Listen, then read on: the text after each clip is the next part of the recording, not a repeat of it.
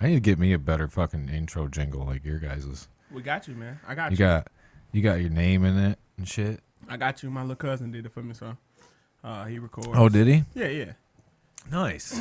Yeah, I hit him up one day and was like, so actually what happened was is I was asking for like feedback and somebody was like, I think you guys need like an intro song just to catch people in the beginning. Right. So I hit up my little cousin, Prince Drive, hooked me up in like 2 weeks. Boom, bam.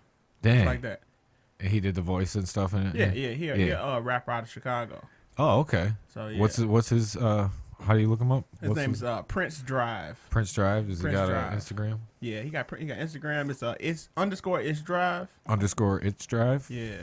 So yeah, he actually just had an album just come out too. Oh, really? Yeah, it's dope. It's real dope. So look him up, Prince Drive. Shit, I forgot the name of the damn album. That real fast. Damn, I can't even plug them right. Polar opposites. Damn. Polar opposites. Polar opposites, man. And I've been jamming it. I listened to it like 3 or 4 times so far. It's short. It's nice. Nice, short and sweet. Yeah, short and sweet. So yeah, it's dope. Hell yeah, dude. But if you ever need something, holler at me, man. Yeah, dude. I'm thinking about it. I'm like, damn. After I heard that, I was like, shit. I need to get something that says "obscure state of mind" in it or something. I'm kind of thinking something like stupid, but I always go like stupid, like maybe like, hold on, take your phone, set it over there or something. There, boom. Oh yeah, good. I got you. I know exactly what happened. I'm like, wait a minute. Fuck, what was I gonna say? You said you was thinking about Oh yeah, I think it more like be something stupid, like a fucking radio thing, like obscure, just scared. Wait, with the state, oh my. Well, you might need to holler at somebody else for that shit. I don't know if Prince do no shit like that. But that sounds dope though. You should try it. Shit, man. No. You should try it. So turkey. Is that a turkey? Turkey. It's right around the corner. Gobble gobble. What are we thankful for, Darius? I'm thankful for my family. Your family. And that's real, like yeah, that's real. That's cookie cutter. But I just had a daughter last year. And she just had her first birthday the last weekend. Hey, so there we go. She 1 year old, so 1 year old. Yeah, 1 year old, and I'm thankful for that little girl. She's my everything, man. I love her. Do you have any other kids, or she? Nah, this first one. Oh. First one might be the last one too. Oh yeah. I ain't got time for that shit no more. No. Yeah, you already made it through that first year. That first year is it, dude? Yeah. Yeah, it's a doozy. Yeah. We lived in our living room for like 6 months. Basically. Jesus. Yeah. It was just easier for us, you know. Well, you are right though, because that's exactly where we slept at the whole time, because she wouldn't go to sleep in her own crib. Yeah. And she wouldn't go to sleep in our bed with her. Well, I was scared to sleep in the bed with her. I would roll over on her ass. Yeah. So we just got her, she had them little bassinets and shit. So she would just sit. I mean, she would go to sleep downstairs. We would sleep on the couch. Yep. And that's how it went for like the first maybe like 4 or 5 months. Right. Yeah, put him in like the little swing thing too or something. Yeah. It just automatically swings for him. Yeah, you just, thank God. And it's always like just, set him down. Oh, yes. Yeah. Gosh, dude. And then as soon as you get him down, oh, shit, dude. Mm-hmm. Yeah. You got a day job? Yeah, I'm a machinist. Machinist. Yeah, I'm a machinist and a CNC programmer. So. Okay. So you work first shift? Yeah, I'm up early in the crack of dawn. Oh yeah, those mornings after the baby. Yeah, but I mean, it wasn't so bad though, because first off, this is the only thing I'm thankful for COVID for. My girl got to work from home. Hey. So I could just pass off to her and be like, hey, right, it's on you. Yeah. You're going to be here. You know what I'm saying? You ain't got to worry about waking up at 4 o'clock in the damn morning. Right. You work at home. So I'm good for that. I was happy for that. So that worked out perfect. Yeah. My wife too, she like, she breastfed for the first while. Mm-hmm. So it was kind of like, yeah, here we did like the co-sleeping thing. So she would just eat and then the baby would just fall asleep. I'm just like, okay. Yeah. Yeah, you know, those mornings though when you get dude, so rough. Yeah, I was late for work a bunch of times. Hey, my boss was just like, I get it. He got kids. He's just like, right. I get it. I rolled that motherfucker. I was supposed to be in at 5 o'clock. I be in that bitch like 5:15. Like, look, man. Look, man. Look, man. You lucky I'm here. You lucky it's only been 15 motherfucking minutes. Goddamn it. Look, y'all gonna get this goddamn 15 minutes and shit. I'll stay 15 minutes late. They don't give a damn shit. God damn it. We're gonna be all right. Yeah, so it's like so you decided during COVID, huh? You know, wasn't nothing else to do but fuck. Yeah, exactly, dude.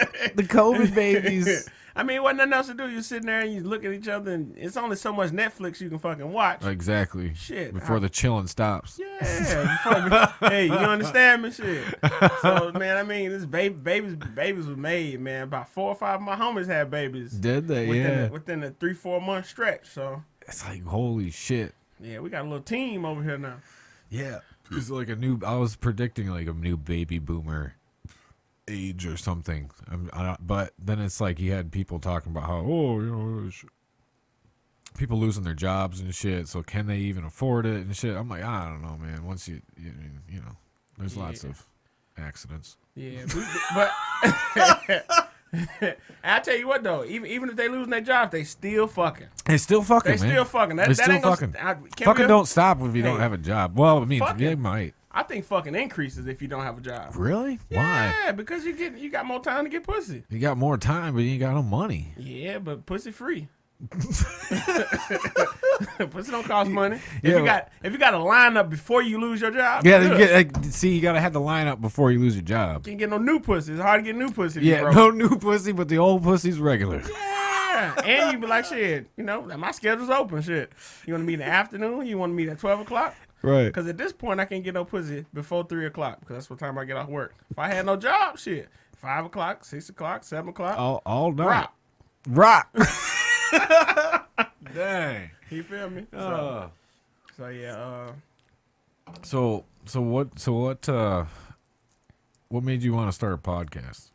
Man, I think the same thing as everybody else. You just fucking talk a lot, and people be like, you know what? You should fucking talk into a mic. you might as well record that shit. You might as well record all the shit you're talking. Right, man. And it's like I listen to a lot of, and that's another thing you got to do during the pandemic is you listen to a lot of shit. Yeah. And you try to find new shit to listen to.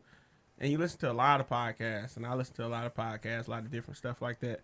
And I'm like, man, you know what? What's the difference between what they talking about and what I talk about? Yeah, the exposure. The exposure, you know what I'm saying? So, the amount of, I don't know how famous they are. Well, yeah, that too. Yeah. That too. But as far as like the act of talking to the mic, like, what makes them so much more special to me? I might as well talk in this bitch too, shit. Are you in like any like podcast groups and shit on Facebook? Too many. I think Dude, doesn't it piss you off sometimes? You be looking at some shit and you're like, what? How the fuck does this get in so many fucking views? All the time. You know what I mean? All the time. Like what? What, you just made 50,000 and you started 3 months ago? All the time, man. It's one dude on there, and it's genius, bro. I can't remember the name of the podcast, but it was so genius when he described what he did.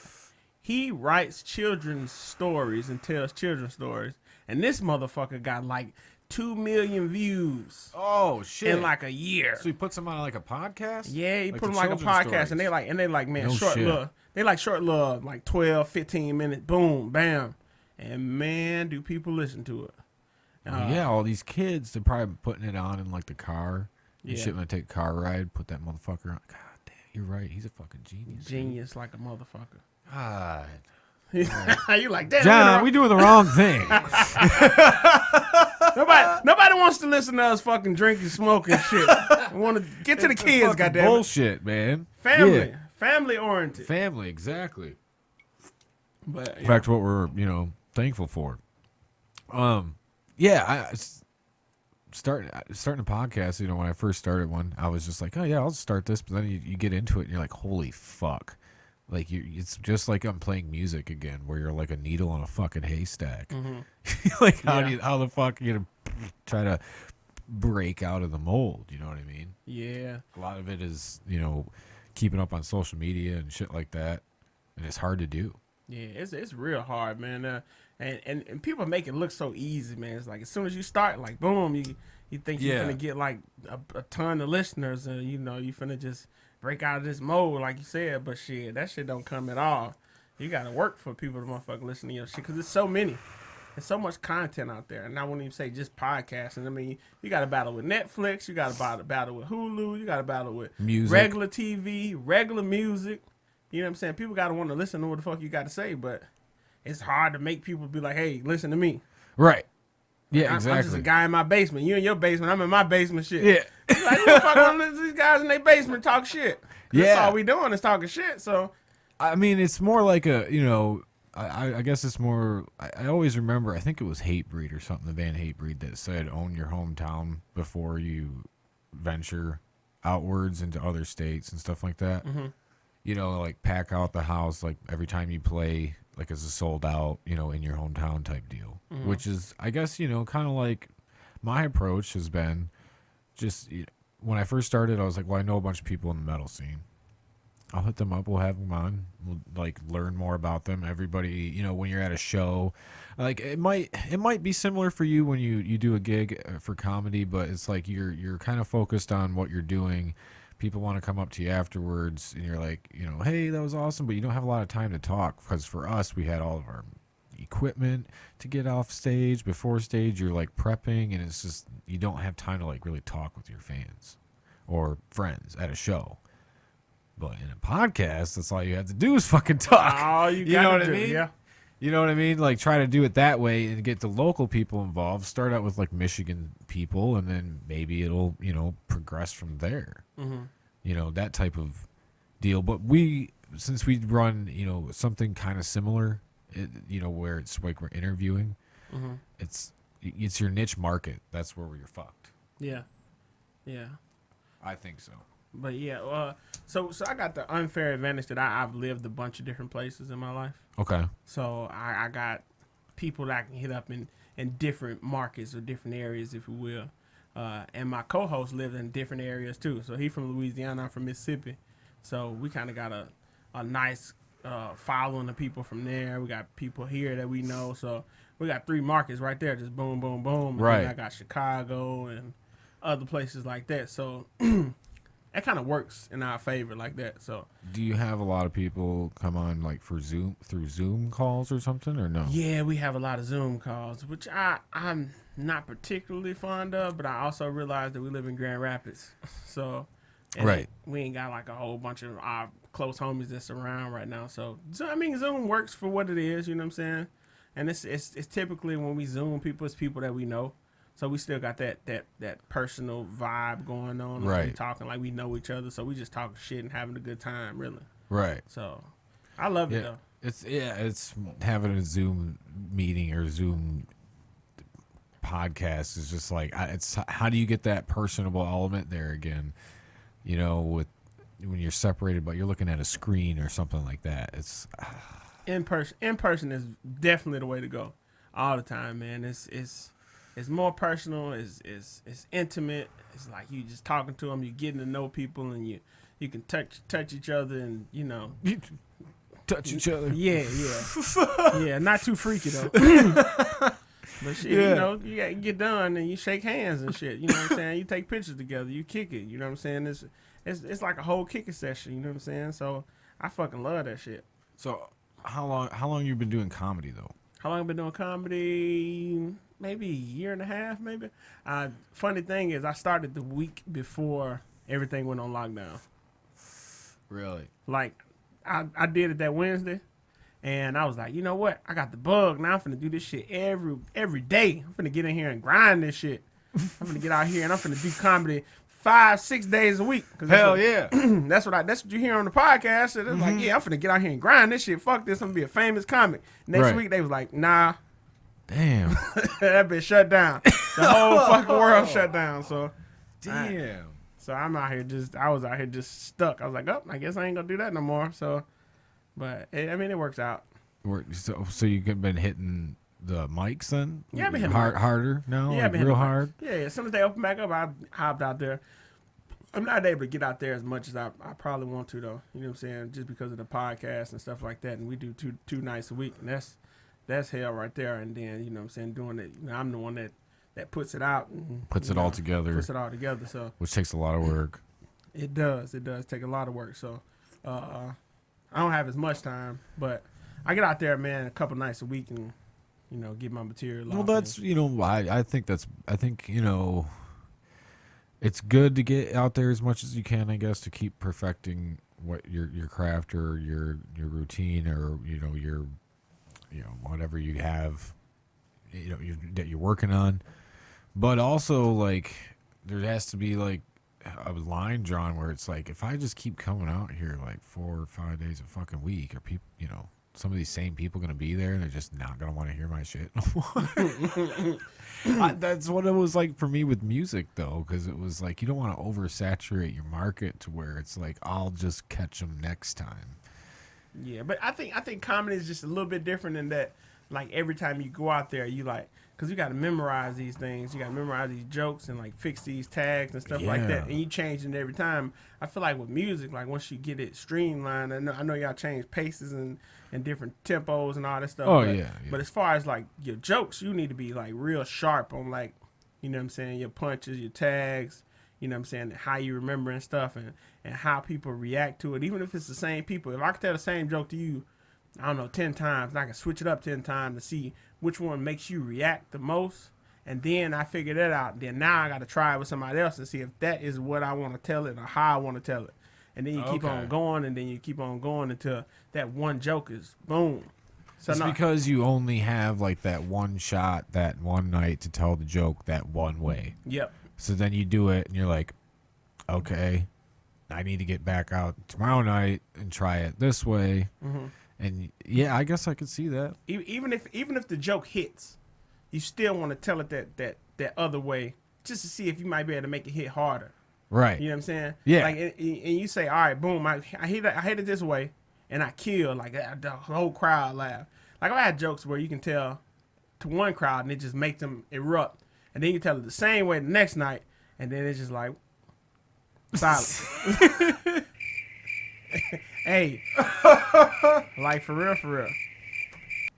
Oh God, it's just like that. But then you got to then when you do that type of stuff, you got to wonder, all right, was it me, or you know what I'm saying, or was it just that this is the wrong place for it, or anything like that. And then you just kind of figure it out as far as how you tell the jokes and when you tell the jokes and when you do the punches, and it's just a lot of shit that goes into it that the average person don't know. Just like when you say you're doing music, the average person don't know what the fuck y'all go through. Yeah, no, yeah. They just be like, ooh, finished product. Cool. Ooh, damn. Ooh, Drake hit this new single, and it's the greatest thing ever. They don't know Drake been working on that fucking single for 2 years. You know what I'm saying? Every now and then they get in the studio and they churn one out in 15 minutes. Yeah, y'all hear that? Y'all hear them shits. But man, some of them goddamn tracks and them samples and stuff, they've been sitting on for years and years. Or like when you hear comedy and shit like that, like those jokes that you hear on the specials, man, they've been working on them jokes all year. Oh yeah, year and a half. But y'all think y'all get something that's like they just came up with that shit and they just brilliant. No, even when you hear about like the big famous ones like Rogan and all of them too, how they still are going out like he'll even talk about on his podcast too, like, well, just how they're just out at the club working out shit, and it's like it never stops for a comedian versus a musical artist. It seems like your grind keeps going because you're making music, but you're doing that like in your practice space, you know what I mean, or you're at home making your music to where you're thinking of stuff all day, but you still gotta go try it out. That's the thing with comedy is like you have to keep going out. Music, you're gonna come up with what you like, you're gonna release it and hope that people like it. You're not gonna take that music back and say, oh, they didn't like the bridge, so let's change the bridge up, that didn't hit very well, let me change this and then just re-release the record. No. You are correct. You are absolutely fucking correct. So I always say, like, the grind is much harder to try to be a comedian than a musician. Absolutely. Because everybody laugh at different shit. Different shit. Oh, yeah. Do you have that's what I was going to say. Do you have a joke, a go-to joke to kind of figure out what kind of crowd it's going to be? Not really. Or do you just go out with Not really. I just I will look. I would. You know, it's a privilege to go like in the middle or some shit like that. You can see what other people working with. Yeah. And if you got to line up a string of jokes, you be like, oh, they not laughing at that shit tonight. Don't come out here with that bullshit. Yeah. Like, let me delete like this and then put this back in you know what I'm again. saying? So going first is a hard thing in comedy. You know what I'm saying? Especially if you ain't established or nothing like that, because you come out there to just a crowd and you don't know what the fuck they like. Yeah. You know what I'm saying? So if you go second or third or fourth or some shit like that, you out there looking and you like, is they laughing at this? Are they laughing at that? And that's before you get, you know what I'm saying, established or some shit like that. I know most killers can just go out there and just tell they set however they want to tell it. They ain't gonna watch the crowd and nothing like that. But me, I'm a new motherfucker, so I be trying to see what the crowd doing, how they reacting or something like that. So I ain't got no one joke, but I do pay attention. Right. I pay attention to I pay attention to the room. Is it a thing in comedy to make the new person go first, or is like the new person kind of get thrown in the middle more?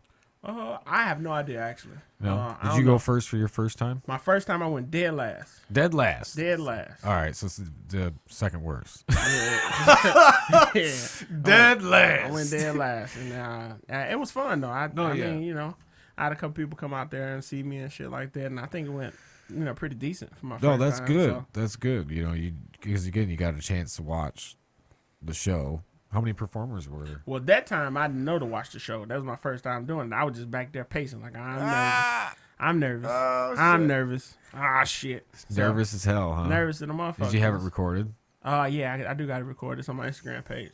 That's not what? It's on my Instagram page. Oh, have you watched it again recently and just cringed or no? I ain't watched it in like, man, maybe like 2-3 months. Oh, should we watch it?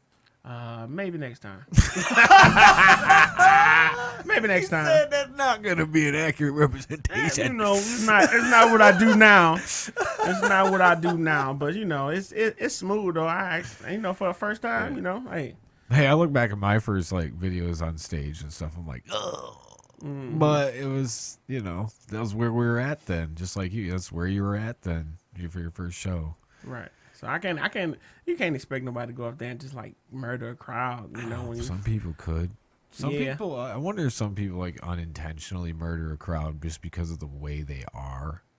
Maybe, yeah. You know what I mean? Maybe it's the way they speak or something. Maybe they have a lot of pauses like unintentionally, but they just make it like awkward. Like when you see a comic that's like just like an awkward comic, sometimes I wonder, you know, is that them or is that the act? Is that they're just It awkward, always depends. You know what I mean? Yeah. Because that shit can be funnier than hell. Yeah. The jokes might not even be that good because they're so fucking awkward about it. Yeah. It makes it funny. Yeah. I seen that on. You ever watch Kill Tony before? Mm-hmm.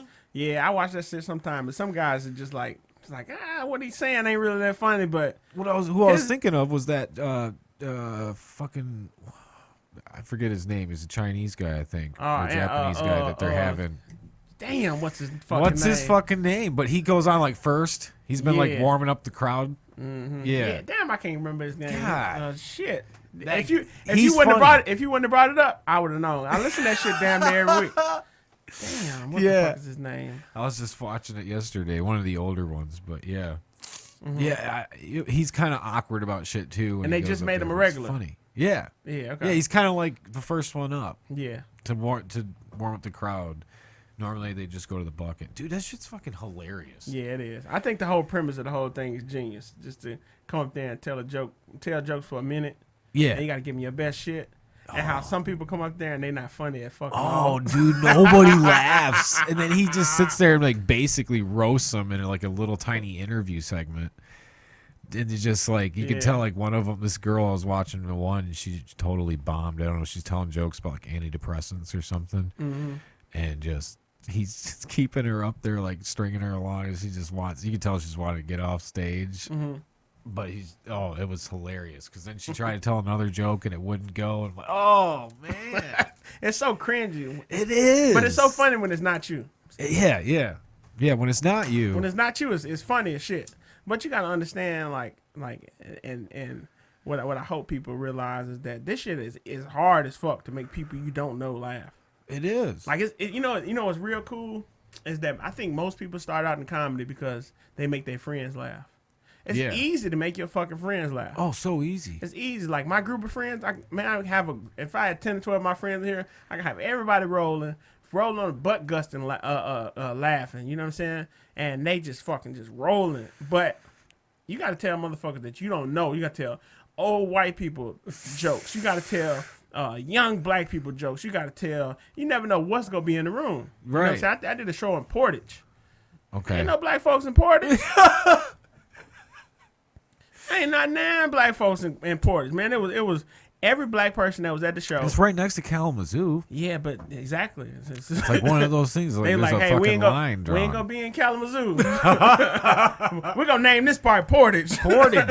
Portage. You like it, hey? It sounds wonderful. But we was in Portage, and it's like all the black people that was there was either there supporting the comic or was a comic. Ah. So you gotta make these people laugh. That's from a different, because the whole purpose of comedy is to try to find some commonality, right? And your life experiences and tell a joke, and they be like, "Ha, I get that." Right. You know what I'm saying? Yeah. Yeah, you can relate to it a little bit. I can relate to it. That's what makes it so much more funnier. Yes. So when you're telling jokes, you gotta make this crowd that don't look like you, or that does look like you, but they from a different walk of life, or you know what I'm saying. You get lucky, and all of them, can relate to you. Then it's a little easier. Right. But the whole thing about being a comic is to make everybody laugh. Everybody has to laugh. Everybody gotta laugh. You know what I'm saying? And of course, everybody ain't gonna like you. Right. You know what I'm saying? Yeah. So, and then here's another thing that when it comes to comedy is that those people don't come to see you. You know what I'm saying? So they don't think you funny already. Right. Yeah. There's some people like you know them or whatever. Like you're already laughing when they come on stage. Right. Like you're already like When Dave Chappelle come on stage, all you gotta do is he put it. I remember one time he was at a show and he just put his foot up on the fucking speaker and everybody was like, ah! And you're like, he ain't say shit yet. Yeah. Yeah. You know what I'm saying? But the energy gets in the room though, where it's just like, all right, he's here. This is gonna be funny. Yeah. I don't. Yeah, it's a beautiful thing. Very, very hard. It's gotta be very hard. Mm-hmm. Just would you say like, what if like a comic like crafted like their set for like per demographic? Say they walk into the room and like, okay, there's a bunch of old fucking white people here. Pull out this skit or this set.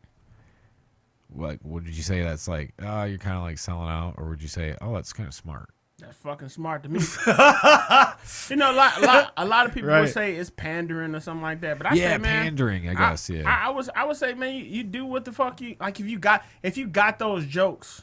Right. Why not tailor it to who you doing it in front of? Right. Until you get big enough to be like, they gonna laugh at whatever joke I give them. You know what I'm saying? And it's some people that frown on it, but who gives a shit? You trying to get laughs? I mean, you gonna tell the jokes? Yeah. As long as you wrote the jokes. As long as you wrote it, you think it's funny. You think it's funny. They think it's funny. It's like certain jokes wouldn't hit in a certain demographic anyway. Would you tell a joke if you didn't think it was funny, but everybody else did? I wouldn't. Not for me, you know what I'm saying? Right. But if I wrote a joke, and I probably wouldn't tell right, it. yeah. I probably wouldn't if write you didn't think it was funny. Right. You know what but I'm saying? somebody was like, oh, I think that was funny. But you're just like, eh. Man, I don't know. I think that it's like, how would you ever find out? Yeah, right. That's a good ass question because I don't know if I would write it if I didn't think it was right. funny. Exactly. You know what I'm saying? But maybe you write it and then it's like in the notebook for like a couple years. You go back and then you're like, I don't know. Mm-hmm.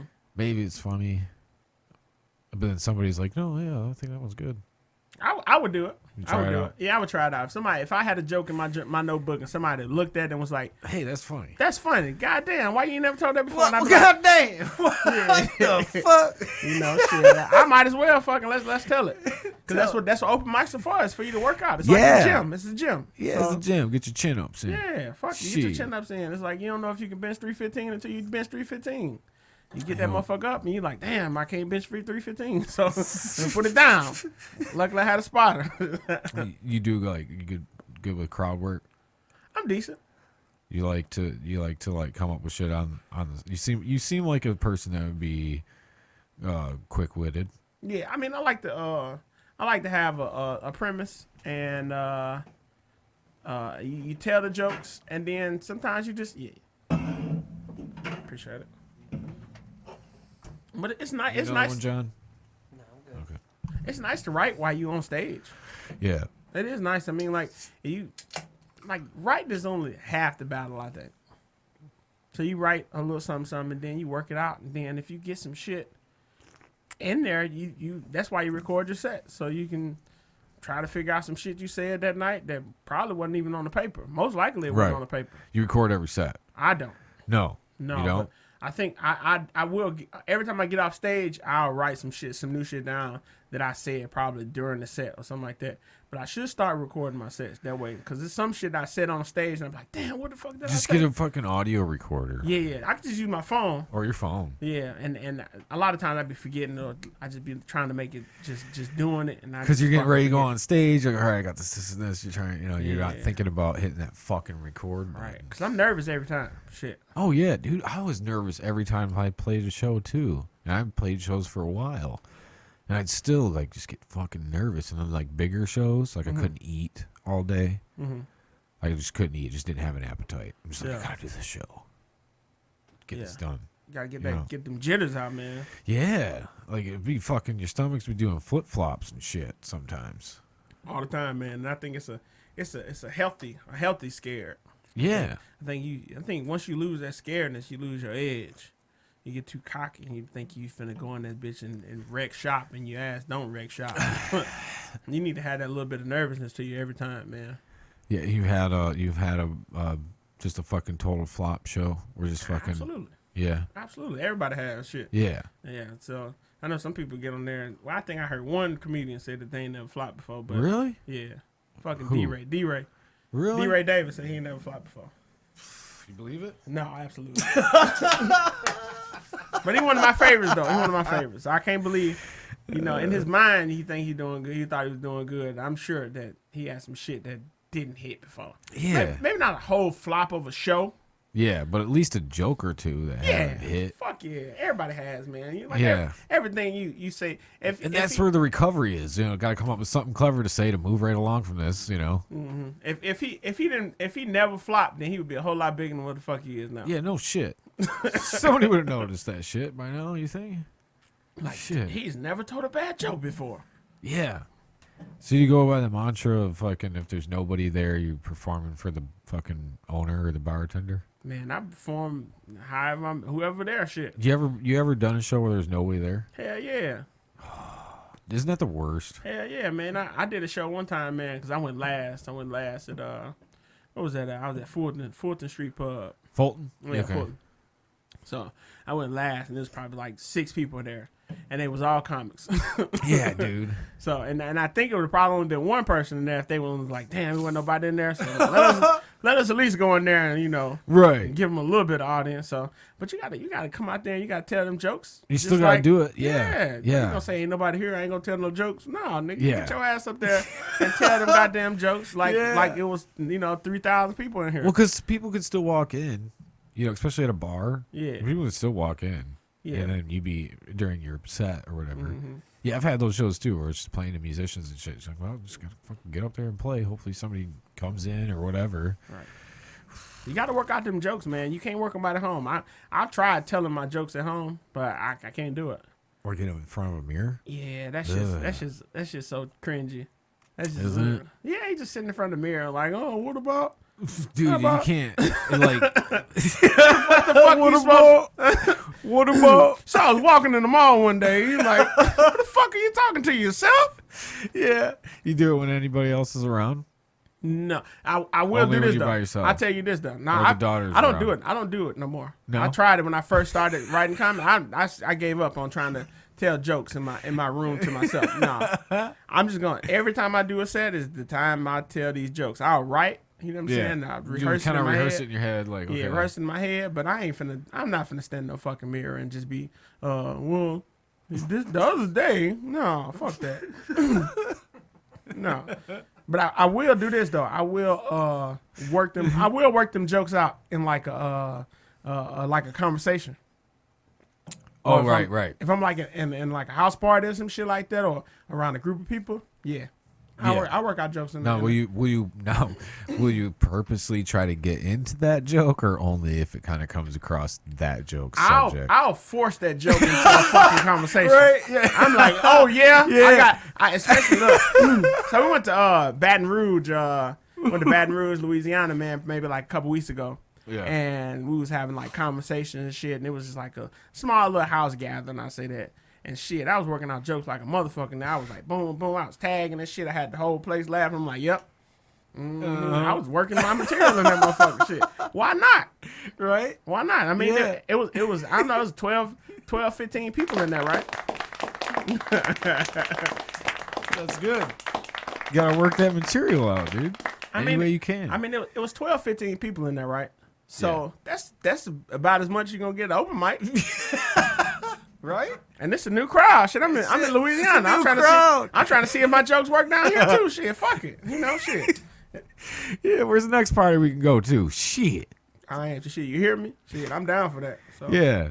That's a great place to work out your shit too, especially at a party where you don't know a lot of people either. You just go around interjecting in conversations. The other day, I was out here and it's like, you motherfucker. Yeah.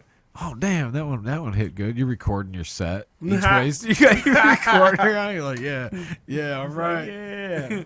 It's going on my next mixtape, bros. Hear that shit on the movie or some shit, or fucking YouTube or some shit like that. Yeah. Yeah, save it for the documentary. The docu-series. So dude, you got some like fucking hot takes, man. Yeah. Yeah. Yeah. You want to drop some hot takes? You got some hot takes? I don't know. You got some hot takes. It's time for your hot takes. Ooh, spicy.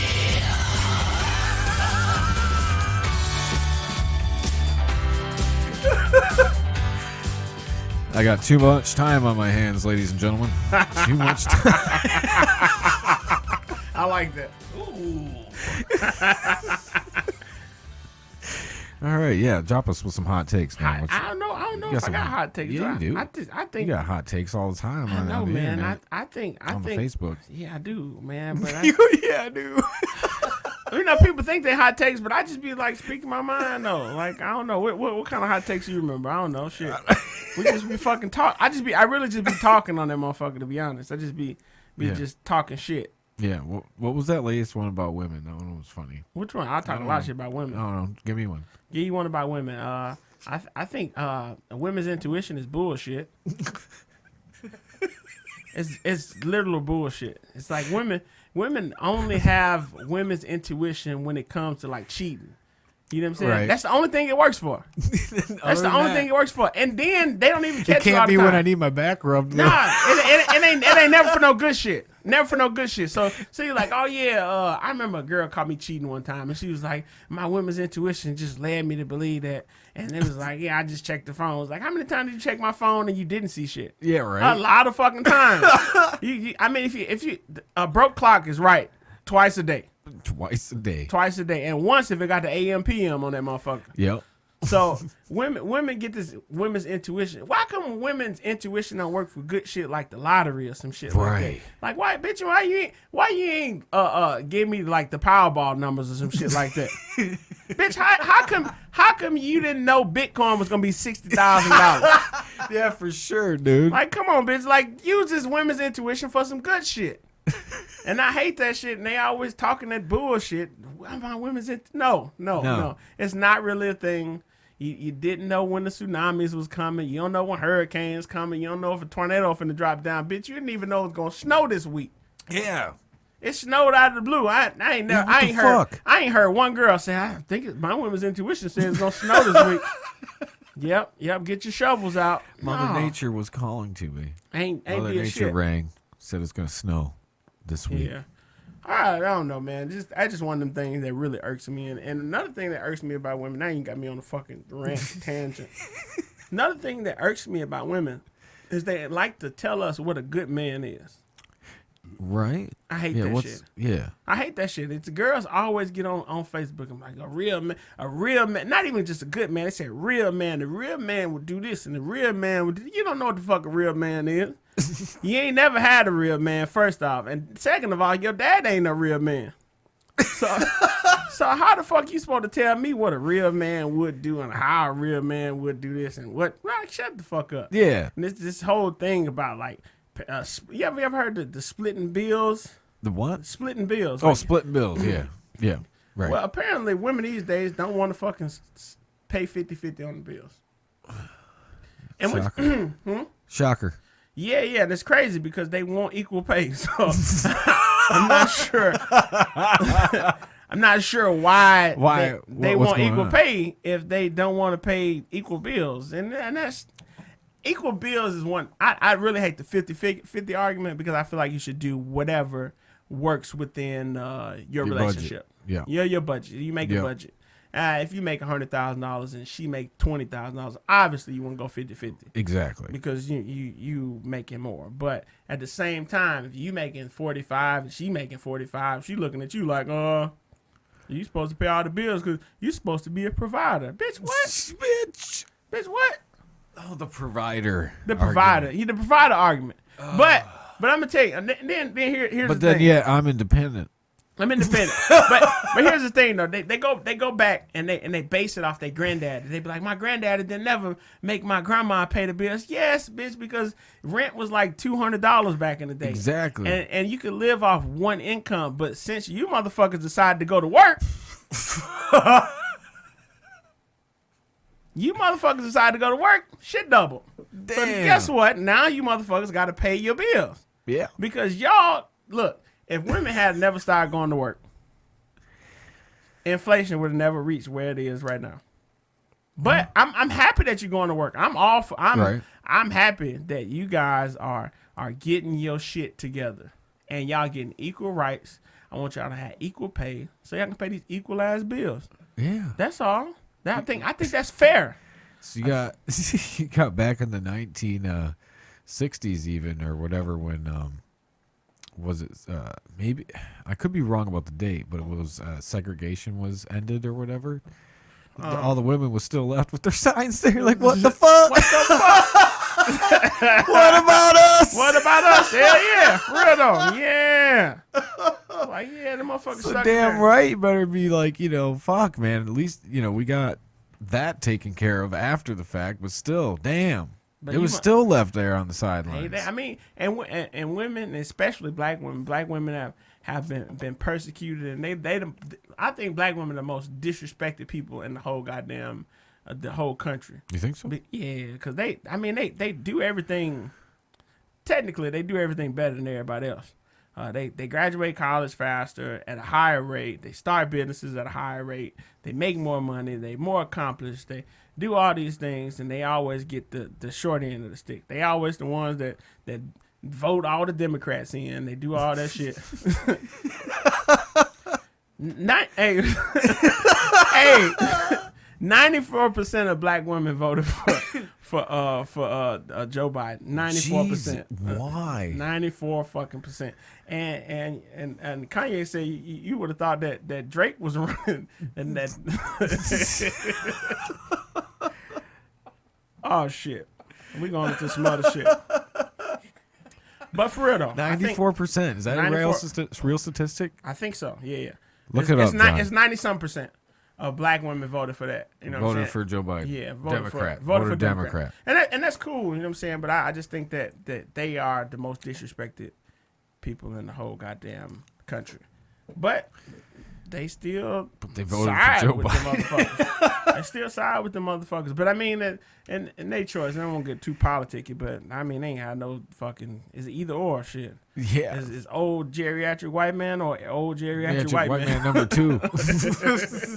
That's why people keep clamoring for Trump to come back again or whatever. I'm like, what? Why? Like, and then they'll turn around and say, I want Trump back, but Joe Biden's an old fuck. I'm like, they both old. Can we get a motherfucker with some black or brown hair?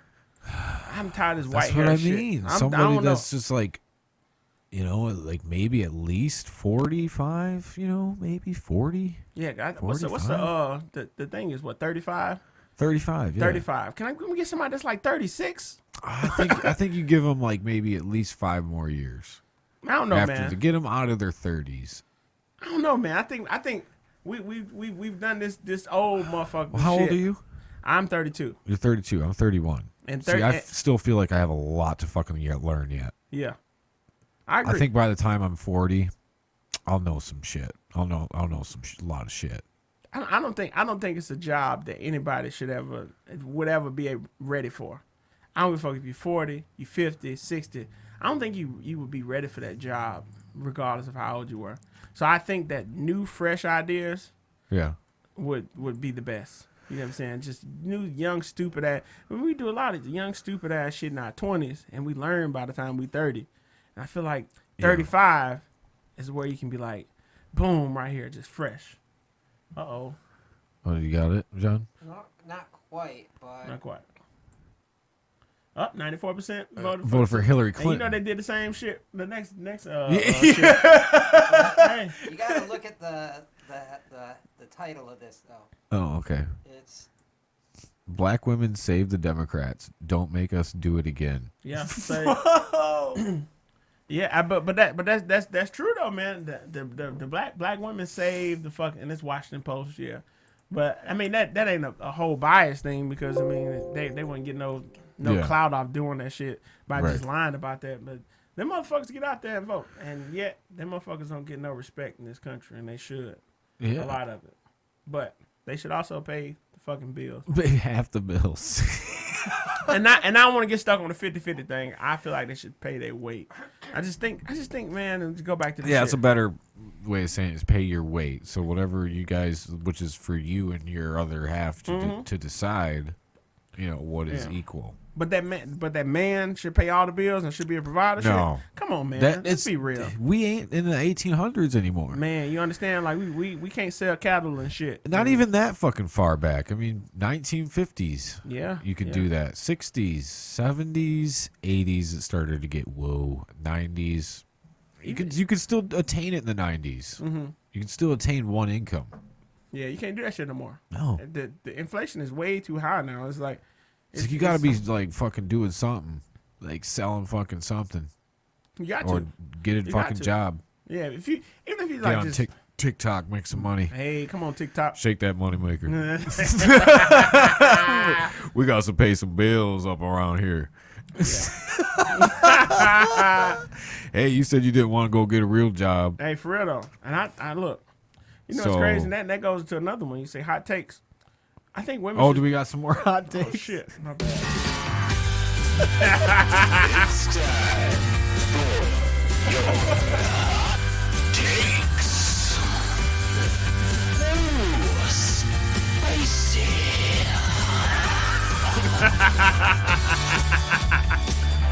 Oh yeah. It's so dumb. It's good. It's. Oh yeah, another hot take here. What do we got? It's kind of sexual too. Oh yeah. Ooh, spicy. Spicy. I need that drop. I'm just gonna put it in there, and just go, my girl walk in the bedroom is like, ooh, spicy. Hot take. I don't know why women are so afraid to sell pussy. First off, right. Okay. I feel like the OnlyFans thing. I feel like that was a way for women to just take over the market and just make as much money as they could. Yeah. And because men are perverts, first off. Mm-hmm. So the OnlyFans thing, so many women that was like, oh, they used to hate on the OnlyFans girls that was making money. Well, it's because they're not doing it. That's why. But exactly. But they would get into this thing of like shaming those girls and making them feel like they was like beneath them because they are essentially selling sex. Right. Yeah. Well, it's like porn. But why not though? Why not sell shit that you already doing anyway? You already fucking anyway. Yeah. Oh yeah. You already fucking regular guys. You know. Girls would rather fuck a regular guy for free than to fuck somebody for money, which I don't get. to save my goddamn life. Huh? Where you get that statistic? I'm just saying most girls ain't selling pussy. Right. Okay. There you go. Most girls ain't selling Most pussy. girls are not But selling most pussy. girls- They'll just fuck somebody for free. Fuck somebody for free or for a date. You know what I'm saying? Or, for a date to get you the going on a date. pampered for a You know day. what I'm saying? I'm doing this for you, and you're like, oh yeah. It's like I think about how many girls that fuck me for free, and it's astronomical. They could have just sold it. But was it really free? I mean, technically it wasn't. How much did you Some of pay it throughout was. that day? I mean, some of it was. Some of it was like, all right, we not even going on dates. We just go link up and meet, and then we can have sex. But I'm talking about in the grand scheme of things, they receive no direct compensation for said vagina Right. when they could have. Yeah. They did not receive anything for that. Right. They received what? A meal? Shit. I But don't you care. weren't going to get that without the pre-work. Possibly you could. Possibly. Possibly, but I didn't. Yeah. Yeah. But direct compensation. So Yeah. So get that's People are that's not where I'm at. saying, you give me $100, you can have my pussy. Right, but they say, oh, you can take me on a date for $100 and you can have my pussy. Mm-hmm. And for me, you're selling yourself short, ladies. Yeah, you got to have the upcharge at the end, right? Absolutely, or at the beginning. Like maybe just go to blowjob as the customary at the end of the date. But if you want the pussy, that's going to be an extra $100. $100, $200, whatever you got. Right. What do you think? She says to you, okay, but it's going to be $300. Are you like, oh hell no? You got to tell me. You got to tell me that before the date. Before the date, Before the date, you can't sell it to me. $300, and that's a good price for you still. $300 is not a good price for me. No. But it's not a good price for me. I will not buy it for $300. But see, that's my point. Is that I wouldn't buy it for $300. So why waste your time with me? Right. Well, you can sell it to somebody who's willing to pay $300. $300. So you're gonna get a $50 because $50 is $100, something like that. Why not? Could you imagine that though? I don't know. If I was about to like go on a date and then they're just like, just by the way, it is going to be an extra $300 at the end of the night if we want to have sex. Then we could just end the date at that point. It's like I'm glad you Or told me they're that. like an extra $100. You know what? We might be able to do that, but I'll make the date real cheap. Real cheap date. Real so we're cheap talking like some Mickey D's. Nah, a park? I think that's rude. That's rude, Mickey D's. You might as well fix mean, it with it's some cheap. food on Mickey D's. That's just real. Oh, well, that still could cost you more if you want a good meal at home. Yeah, You could just be a $1 millionaire for the day. you And could. Dollar millionaire. I like that. hey, I like that. Remember those commercials, man? For the Yeah. $1 millionaire? Man, for real, Like for real. taking so much shit off of there, you're like $1 100 there. Hey, McDonald's and all them restaurants expensive as fuck now. Yeah. They used to be cheap, and now Dude. the dollar menu is gone. They reduced the number of options you can get with the 4 for $4. Like I think it's only like 4 one for thing. $4. You know That's Wendy's? Wendy's. Yeah. Oh yeah, okay. I'm Wendy's. just talking about Oh, all we're of on them. Wendy's. Okay. Yeah. I'm talking about all of them. So they reduced the number that you can You used to get. be able to get a double stack. You used to be able to get a junior bacon cheeseburger, a chicken, a crispy chicken deluxe. Now I think you can only get like the burger for 4 for $4. Then the price goes up. They're just charging way too much for this bullshit at this point. I Dude. mean, Yeah, they're fucking chili too at Wendy's, man. yeah. It's just all the burnt meat on the grill. You used to work at Wendy's? Hell yeah. I did too. Yeah. Yeah. What'd you do? I did everything. I You did everything? I did. I was terrible at sandwiches. Yeah. Oh yeah. Sandwiches was my least favorite because But they put me on there during a rush. You know, they're like, Yeah. hey, we need you to get jump on sandwiches. I'm like, well, all I do is grill every day.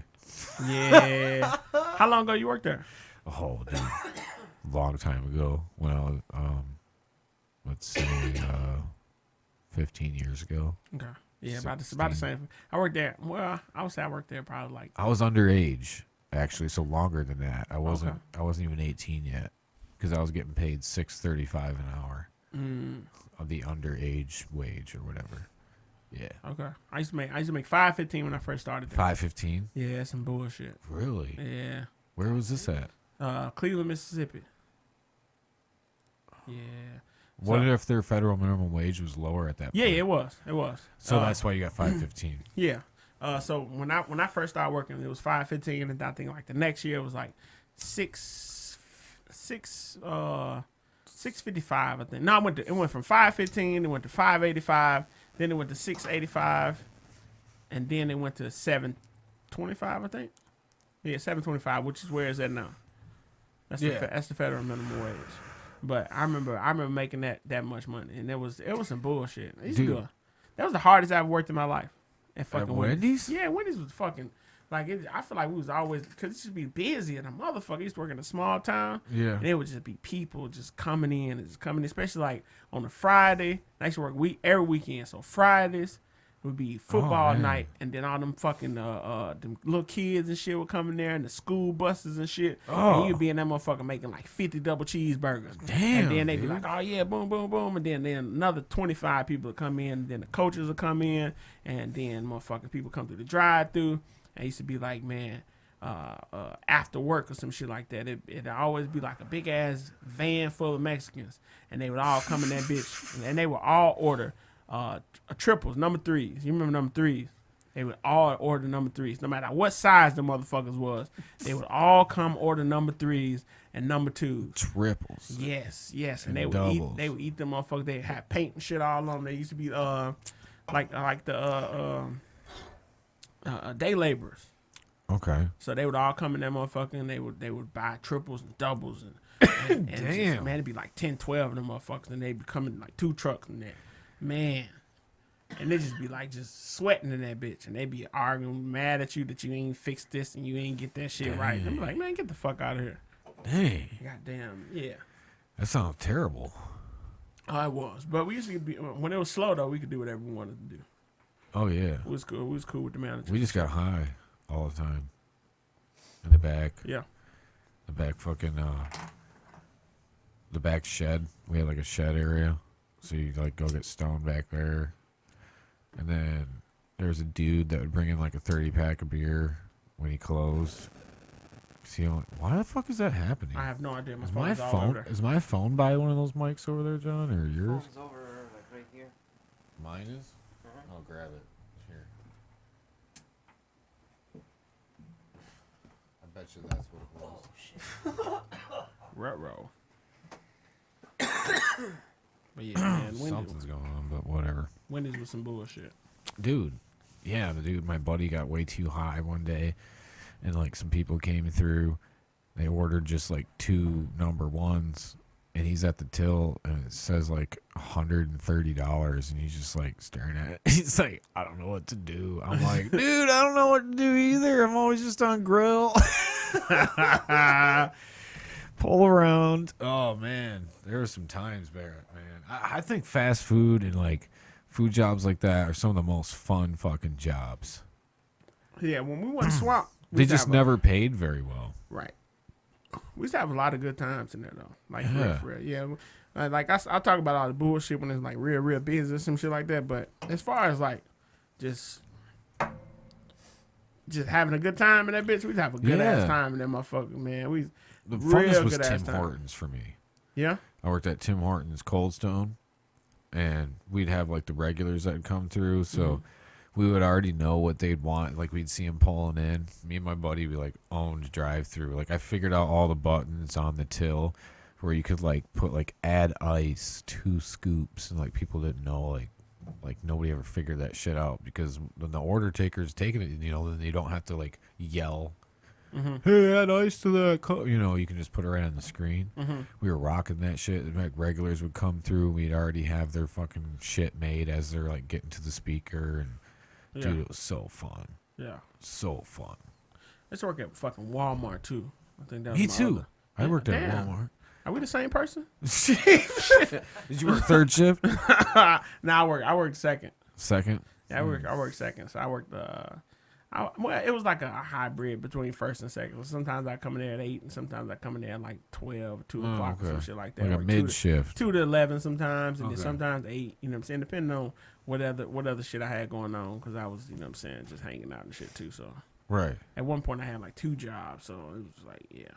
I did cart pushing there. Oh, that's the worst job. Yeah, I did cart pushing at first, and then I did it all through the summer, and it was starting to get cold, and I'm like, fuck this job. Yep. So I was literally walking off the lot. Like I put some carts back, And I was like walking to my car. I'm like, fuck this job, dude. I ain't coming back. So as I'm walking, the personnel lady walks out. She's like, oh, hey, Kyle. I just want to let you know that we're thinking about promoting you. And I'm like, okay. She's like, we'll talk more about it, tomorrow or whatever. I'm like, fuck. Now I gotta go get all these motherfucking carts I was just gonna leave there. I gotta see what the fuck this is all about. Oh shit. Yeah, and then it was a promotion, but I had to go to third shift and do the inventory management in the back room. Oh yeah, that's some shit too. But that's yeah, that's why the motherfuckers used to learn how to steal and shit. Hey. Yeah, dude. What's the statute of limitations out here that we talk about Walmart? Yeah, dude. I knew a guy. Did y'all have a person there that stole? Like a worker? Mm-hmm. Yeah, about to tell you. There's this dude, and it's Black Friday time. Mm-hmm. And if you worked at Walmart during Black Friday, that whole back room is just full of shit, and shit is not fucking in right, and there ain't nothing is right during Black Friday in the back room. Dude, this dude fucking walked out of there. He had like fucking 2 like iPods and shit. And we get out to my car for break, and he like pulls it out. I was like, "Oh, dude, you actually took it?" He's like, "Yeah." And then he like pulls out his pocket. He's like, "Here, I got you one too." I was he like, just made you an accessory. What the hell, man? I was like, "Bro, I don't know." And then he's reaching through this backpack. I was like, "Where'd you get that?" He's like, "Where do you think?" I was like, holy shit, dude. This motherfucker's going to walk out the whole store because he, like, went and figured out, like, what. I don't know how he did it, but he figured out, like, what was not rang in to be, like, go off at security and all that shit. Let me tell you right now. Whatever you take from Walmart, they write it off anyway. So, people have systems. I won't say the names or I would look. People have systems. All I'm going to say is I never paid for no iPads. I ain't never paid for no Beats. I ain't never paid for no fucking CDs, DVDs, games and shit. Oh man, that shit had legs up in that boy. That shit had everything in Walmart had legs, man. It's like, boy. Damn. When I say people was getting their ass, they was getting their ass. Like it was. I want to tell Walmart who to check. But I'm gonna tell you right now, the people taking out the trash, boy. It was they throwing things in the trash before it goes out. Yeah, before it go out, motherfuckers shit to be in it. Yeah, cause I'm a long way away from working for Walmart again, so I'm pretty sure they are too. Throw in the trash. Yeah, you throw the trash, it's like take the trash man out. You throw him a couple dollars or something like that, and he take the trash out, put it in the trash. Somebody come back and get that motherfucker from the trash. Boom, bam. Boom, bam. Boom, you got bam. Shit. Yeah. Well, I mean, it's anything. It's only electronics. It's only certain things. Oh my God, we're just like giving a lowdown here of how to steal from Walmart. Oh shit! But seriously, it's only certain things at Walmart that actually go off at security, or any store. You can walk out with pretty much any food item, and the security thing is not going to go off. Oh no, hell no. Yeah, the easiest thing to do. Let's talk really how to steal from Walmart. All right. The easiest thing to do is with meat. You just take one sticker off the motherfucking shit and put it on the other sticker. You want shit. Hey, you got some motherfucking filet mignons, ground beef that shit. ground beef that motherfucker. Shit. Ground beef that motherfucker. Now you got a filet mignon that costs $26 shit. Now you got that bitch for $5.85. Switch them goddamn things. You shit, motherfucker, come on there. Hey, it wasn't me. I ain't know shit. Yeah. Or when you're in the checkout lane, especially if you have a lazy ass motherfucker behind there checking out your shit, if you got shit in the bottom of your cart and they don't scan it, you just walk right the hell out. Yep. You know how much pop I've gotten from that? Yes. I'll pull the cart and I will pull it out and I will back it right up for them to come out to scan it. And if they don't come scan it, bitch, you didn't do your job. Right. Because it is right there. It is clearly visible that I moved my cart here for you to scan the pop. Right. And you just chose not to. Right. You ever have a motherfucker trying to tell on you, though? Cause you know it's a, No, it's a you know no, it's never have. you know it's a universal Walmart thing to tell people that's on the bottom of the basket. They say, "Have you seen Bob? Have you seen Bob? Have you seen Bob? Bob standing for bottom of the basket." Oh, Yeah. So if you ever hear somebody say, "Have you seen Bob?" Yeah, or you know, because they trying to tell the next person to look under the bottom of the basket. bottom of the basket. Yeah. That's some dry snitching there shit. Oh, Yeah. never heard of that. Yeah. They teach You you guys that when have you Huh? they teach you that when you watching them little videos and shit in the back. Oh shit, I don't pay attention to that. I know. I was like, dude, what do I need to know to push these motherfucking carts in here? Yeah, that's some bullshit. Yeah, that's a fucking bullshit job. You gotta take care of the bottle room too. That's what I had to do. We ain't have a bottle room in Mississippi, so we You don't had do a that. bottle room. No, we oh don't- yeah, we you don't don't- have returnables, huh? Yeah, I'm returning returnables in fucking Mississippi now. Yeah, so I had to do the fucking carts. Anytime there's a problem with the bottle room, which there fucking always is, you got to go in there. You got to take care of that. And then I had to take care of like all the batteries, car batteries and shit out in the battery cage. And I had to go get like the carts that was like all the way down at the other end of the strip mall. Smoke break. For real. Yeah, dude. That's the only thing that's good about pushing carts. Cause I push carts, but I wouldn't. So I worked in the garden center.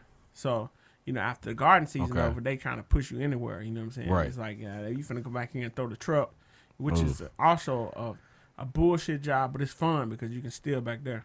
It's real. Yeah, for real. For real. That's where you get the shit. You know what I'm saying? That's Slide what shit I was down. saying on And it'd third be shift. Like, yeah, on third shift, and you fuck around and be like, man, look, you can always tell when motherfuckers, because we was all cool and shit up in there. Right. So motherfuckers be like, come by like let's say they throw in the truck and they wheel the shit out there, and you got to put some shit up, and you putting some shit up, they be like, hey man, I got something on that pallet right there.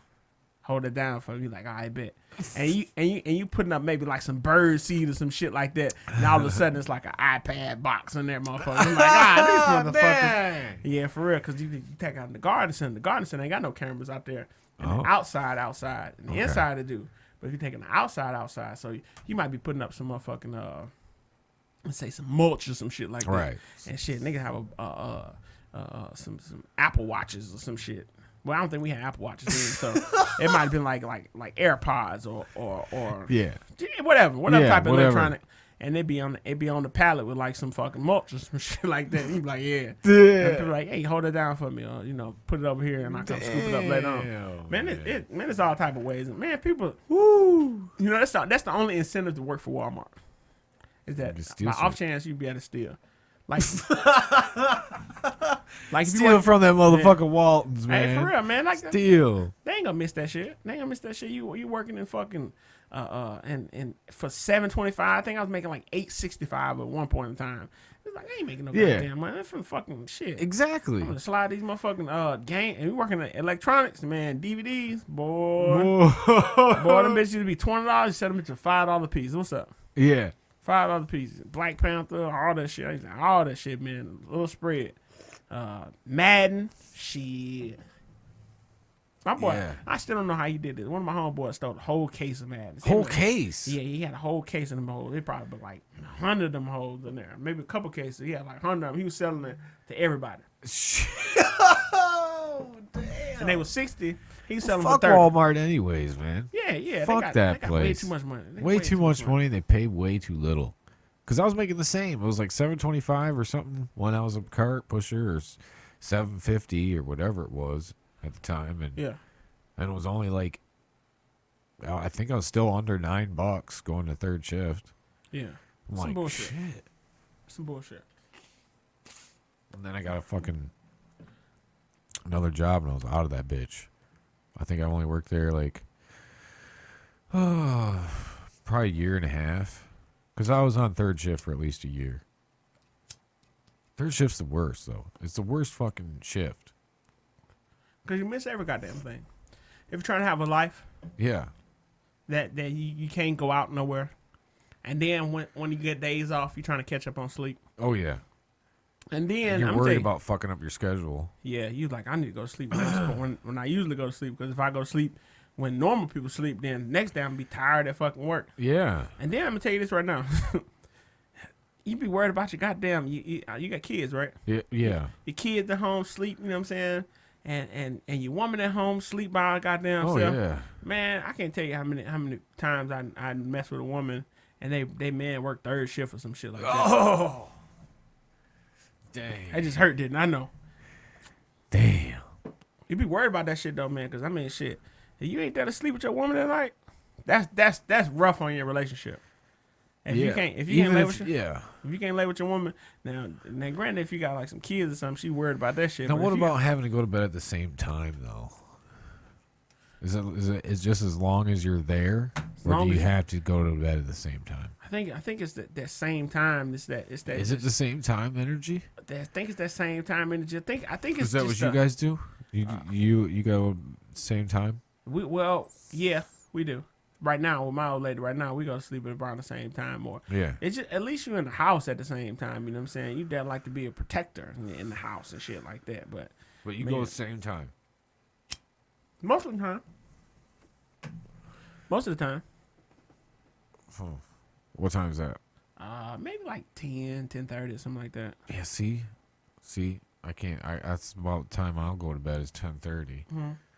Even though I got to be up at 4. Me too. 4? Yeah, about 4. Yeah, dude, I just can't give up my time at the end of the night without the kids. I can't go to sleep at, because it really, like, if you get up at 4, you should be going to bed at like 8:30, 9 o'clock. Fuck that, dude. You should be. Yeah, but I can't do it. I just put my kids down at like 8:30. I need to have some free time. Yeah. You know what I'm saying? I need to have some me time, some free time, or something like that. And just, Yeah. It's just, it's rough. Yeah. It's rough. Yeah. It's rough going on like 5 hours of sleep all the time. And well, you get used to it. I kind of get used to it because I take me a little nap during the day. You take a nap? Hell yeah. How the hell you get time for a nap, man? Hell yeah. I wouldn't, my baby nap. Shit, I take me a nap too. Do you? Hell so you followed that, the nap. Dude, Yeah. I can't do it. Whenever she go to sleep, I'm taking I wake me a nap. up too fucking tired, and I'll be like groggy and shit. But you can't go to sleep too long though. That's the thing. You gotta take you like a 30-minute, 45-minute nap. You know, anything less than 2 hours, you good. You sleep more than 2 hours, then you wake up, and you like, where the fuck am I? You get all groggy and shit. Nah, Can you fall asleep fast? Hell yeah, I fall asleep. How fast? I fall asleep in a tornado. In a tornado, how long does it take you to fall asleep? 15 minutes if I'm sleepy. 15 minutes? Yeah, if I'm sleepy though. That's if I'm sleepy. I gotta be sleepy. I can't. So just is be like, that's quick? Yeah. So right now, like Dude, if I you was fall like asleep less if you time was than like that. go to sleep right now, I couldn't do it. We in here kicking and we talking shit. Yeah, you know, no. I can't just go On to a sleep. regular night, regular night, you're going to bed. You're like, all right, it's time for bed. Get in there and get all comfy. You know, get the pillow all fluffed. All right, get in position. Because everybody has a sleeping position they go to first. Mm-hmm. And then 15 minutes. If I'm sleepy. If you're sleepy. If I'm sleepy. Sometimes I go to sleep and I just don't be fucking sleepy. I just be like, God damn. But you know you have to go to sleep. Yeah, I know I gotta go to sleep. Force yourself. But sometimes, nah, I can't force myself. How about your woman? She be lights out. Really? Quick? She be lights out. To piss you off? Nah, it don't piss me off. Shit. No? You'd be like, man, how you already asleep? Nah, but No, it pisses my wife off, dude. I fall asleep in like 5 minutes, bro. Oh shit. Dude, I could lay down. I could just like start like just fucking. I have a fan though. Are you a white noise person? Do you have to have some white noise going while you're sleeping? Absolutely not. No, you want I don't no need shit. noise. Go to Any sleep white at- noise, and you don't need no noise. No, I don't need no noise. I'm good. You can fall asleep with just pure silence. Yeah, I actually don't like much noise, but I can go to sleep, whatever. But I don't need no noise. But I tell you what I do is during You the do? I do. I like that. I like that. And now I can't say it again. Fuck. I sleep with the fan on, goddammit. Shit. I do sleep with the fan on. Shit. Yeah. Oh. Yeah. I sleep with the fan on, man. I like to sleep with the fan on no matter how fucking cold it is, really. You know what I'm saying? I gotta have a fan going. Yeah, It's I gotta like be the fan going going. because I can zone out into the fan noise and then just go to sleep like that. Boom, pisses her off, man. 'Cause it takes her a long time to fall asleep. Yeah. I will. I'll fucking Facebook myself to sleep. I'll like be on my phone or something, play like Facebook or just be on the game or some shit and just be playing the game. And I can feel my body when it's time to go to sleep. Like, up, there it goes. And I put everything down. I'm like, yep, Dude, I'm going to be lights out. I'll just fall asleep at the desk sometimes. Like on the weekend or something. I'll be trying to push it and stay up late. And I'll just, boom, just fall asleep. And I'll wake up like, whoa, what the fuck? Yeah. You ever do that before? Yeah. But not at the desk. Not at the desk. But I will be sitting there watching TV. And I fucking wake up and like, damn. Oh, yeah. You ever wake up on the weekend and think you got to go to work? Think you late for work? Dude, that's the fucking worst, man. Shit. Oh, Hey, fuck. Oh, shit, I got to get to fucking work. And then you look at your phone, it's like 8:59 p.m. It's like, shit. Or for me, I've forgotten to like turn the alarm off. And like, it'll go off. I'm like getting up and shit. I'm like, oh, fuck. Yeah. It's Saturday. Yeah. I got to go to work today. I've been there before. Yeah, or I could definitely see it with those fucking people that get mandatory overtime. They have to work all the fucking time, and then all of a sudden they get a day off. They're like, "Whoa." Yeah, I don't like that shit, man. I don't like that. You get that though, right? No. No? I don't work. I've been in my job 7 years, and I probably work 4 Saturdays. Really? Yeah, we don't work Saturdays, man. We don't do that bullshit, man.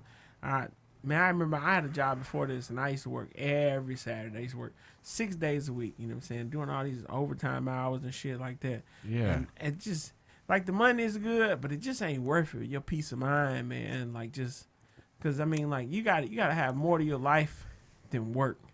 You know what I'm saying? Yeah. So you got the podcast, you know what I'm saying? You got music and shit. And it's like, you want to have some time for yourself. Right. And your family. And your families. But your podcasting is your self time. You know what I'm Right. saying? This is your self time. This is your hobby. You know what I'm saying? Eventually you're gonna make money, or you are making money, whatever your situation is. Yeah, I ain't making no goddamn money. Hell no, man. But anyway, Shit. it's a hobby, and it's something you like to do and something you enjoy doing. And granted, you could be spending this time at work, but why? You're not able to do this. I mean, not to get back to talking about like podcasting, but I love doing this shit. I really enjoy it. Yeah. I really enjoy, like, you know what I'm saying? And I enjoy being on other people's podcasts. I enjoy doing my own podcast, and that's time. And I'm sure I spend more than 10 hours a week doing it. Way more. But at the same time, it's my time, and it's me choosing to do my work for me. And it's not actual work. When I'm at work, it's actual work. Whether I'm not doing shit or just chilling, It's still or anything, work though. I'm still at work. But when I'm at home doing I could be at home fucking building a deck or building. I building know. a fire pit. I've thought about that shit too. Yeah. Yeah, and it's like it's what I'm doing for myself. And when you're doing stuff for yourself, it don't seem like work. You know what I'm saying? It don't seem like work, no. But there's times though. I'm sure. I mean, I guess I have a whole nother component, which is the video component too. So that takes up more time. Yeah. With the fucking audio and shit too. I don't know, like, how much are you doing? A lot of post production on it? No, absolutely not. So you're just recording it, and once you hit done, is it ready to go? Most of the time. Yeah. It's like, I scan over for, some shit. Yeah. I probably listen to it once before I let it ride. Do you listen to your whole podcast? Hell no.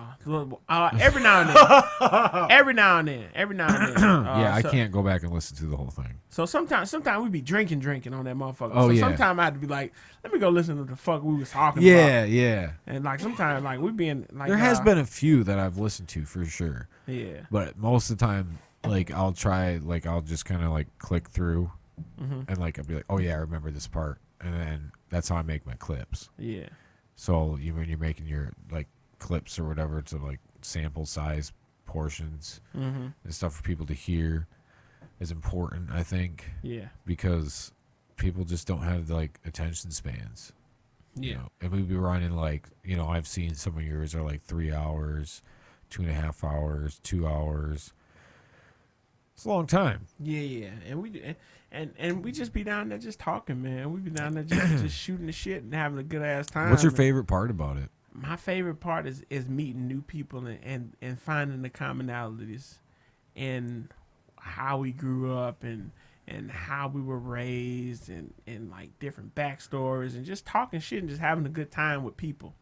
Right. You know what I'm saying? I'm a conversationalist, if you will. Yeah.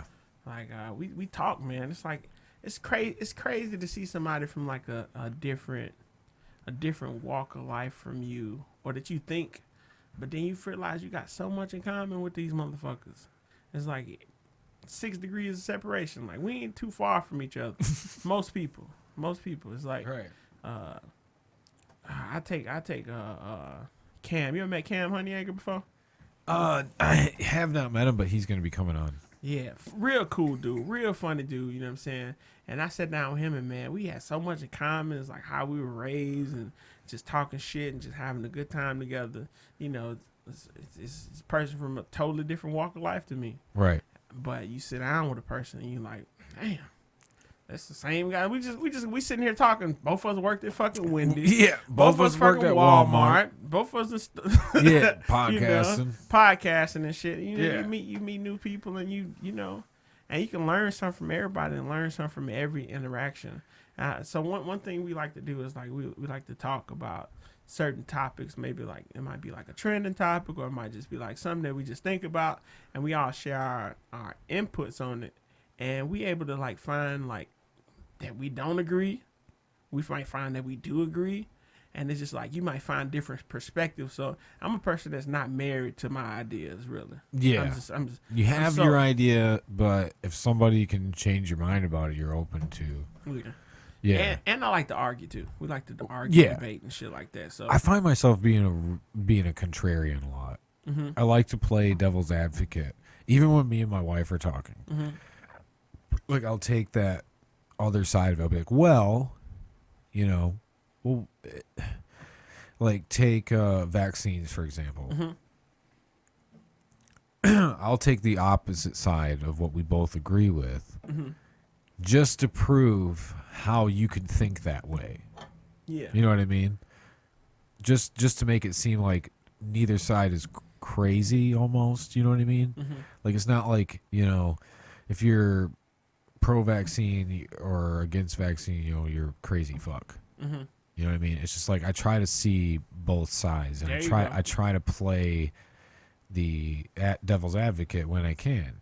You know what I mean? Because you should. If you are good at debating, you will dissect both sides anyway. Because let's take vaccines with it. I got my vaccine as soon as it dropped. Boom. You know what I'm saying? I got the motherfucking when I was able to get it. Probably not as soon as it dropped, but I got it early in the stages, all right? But when people say that they don't want to get the vaccines, I fucking get it. Right. I get why you wouldn't want to get the vaccine and put stuff in your body that you don't know what it is. For sure. I get it. That's your right to do so. So I don't agree with them mandating it. That's so out of line. Isn't it? That's so out of line to well, it's like when you worked at Wendy's. You didn't have to show your proof of vaccination. Right. You could have been working next to somebody that wasn't vaccinated for anything. Right. Yeah. You wouldn't have known. And that's one of the things that you never would have known had these people not get into this situation. Now I got to show my health history. Oh, well, if I had to show my health history, well then let me see. Have you been tested for AIDS lately? Have you been tested for herpes lately? Have you been tested for TB? You got a TB test lately? Yeah. Measles. You can go down the line. Chickenpox. Have you been tested for any of these things? Have you gotten your vaccines?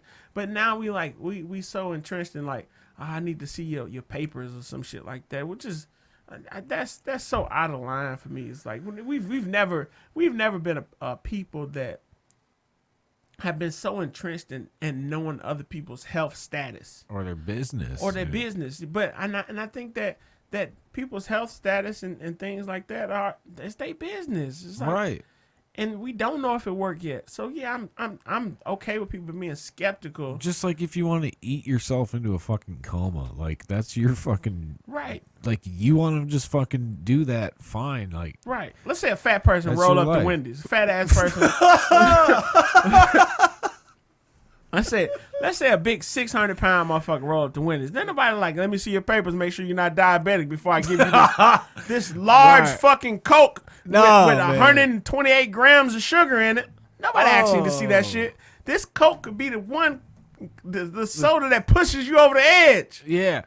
You ever seen my 600-pound life? Oh yeah, These people be eating These buckets of chicken. motherfuckers, dude. Buckets of chicken. They have fucking buckets of fucking Coca-Cola. Nobody They're ever literally says like getting comfy in their own fat. Like they're literally just like, snuggling. woo, and they got it all up on the sides of them and shit. Oh shit. Oh, dude. I mean, seriously though, these people are like in these like coves of their own fat. Like I'm like, Does anybody ever ask them for their diabetic records or when they got to 400, was somebody saying, "Yo, My you need man. to do something about this"? yo, my man's easy on the bucket of chicken. Yeah. Easy. You know what I'm saying? It's like but how Holy fuck. but now we got into the stage of saying, "Oh yeah, let me see your records. Let me see your this, let me see your that." It's like why you need to know all that? But we've It's also like- gotten to the stage where it's like, no, it's okay to be fat. Exactly. Oh no, not okay to be fat. It's celebrated to be fat. Oh yeah. I love you. Gotta love being fat because that's Love being fat. look. And as a fat person, I get a lot of flack for saying that shit. But this shit ain't healthy. Yeah, well, Being fat is not healthy. I don't give a fuck how much you try to but drive. fat is calculated. Yes, it is. It is. But I just in the grand scheme of things, being fat ain't healthy. No, it's not. It's not healthy. You know what I'm saying? It's and, not. And then what they say is like you can be skinny and be unhealthy. Of course, but Well, we hell telling yeah. you. But we are also telling you motherfuckers that being 400 pounds, being 300 pounds, being 260. I'm 260 right now. That shit ain't healthy for you to have excess fat around your heart and your organs and all that shit like that. But You're then they'll 260? say, yeah, I'm 260. But a lot of motherfuckers, how big I look? Where the hell? You look like you're like I'm decent, bro. I'm decent. 210, Oh hell no, goddamn. 260. Yeah, I'm 260. Really? Well, you carry it well. Thank you, brother. Thank you. Hey. But in the same breath, it's like that shit is ruining your life. That shit, heart disease, which is, and being fat, obesity is All right. a bigger chunk of deaths than COVID will ever be. Oh yeah. Heart disease is the leading cause of death amongst Americans. We fat as fuck. We are, dude. We fat in the So motherfucker. obese. But you know what? Nobody ever just like, oh well, we can't let you in this restaurant. We let motherfuckers go to Golden Corral. They got a chocolate fucking fountain. bro. A chocolate fountain. But you can't cough in public. My man, come on, man. God damn, a chocolate fountain. You can't cough in public. You can't cough in public. Let's get this chocolate fountain on, man. And at one point, you know, now it's kind of they only got one fountain in there. But at one point they had 3 fountains in there. They had a Really? they had a chocolate fountain, they had a white chocolate fountain, and they had Holy a caramel shit. fountain. Oh, white chocolate fountain? Yes. They had 3 of them Oh. motherfuckers in there. And you could go in there and look, the chocolate fountain is unhealthy as fuck. And you would get a marshmallow treat, a Rice Krispie treat, which is Rice Krispies and marshmallows is what? Cover it. Sugar. And you can get like just regular shit and just like and these little fat ass kids will be running around this motherfucker.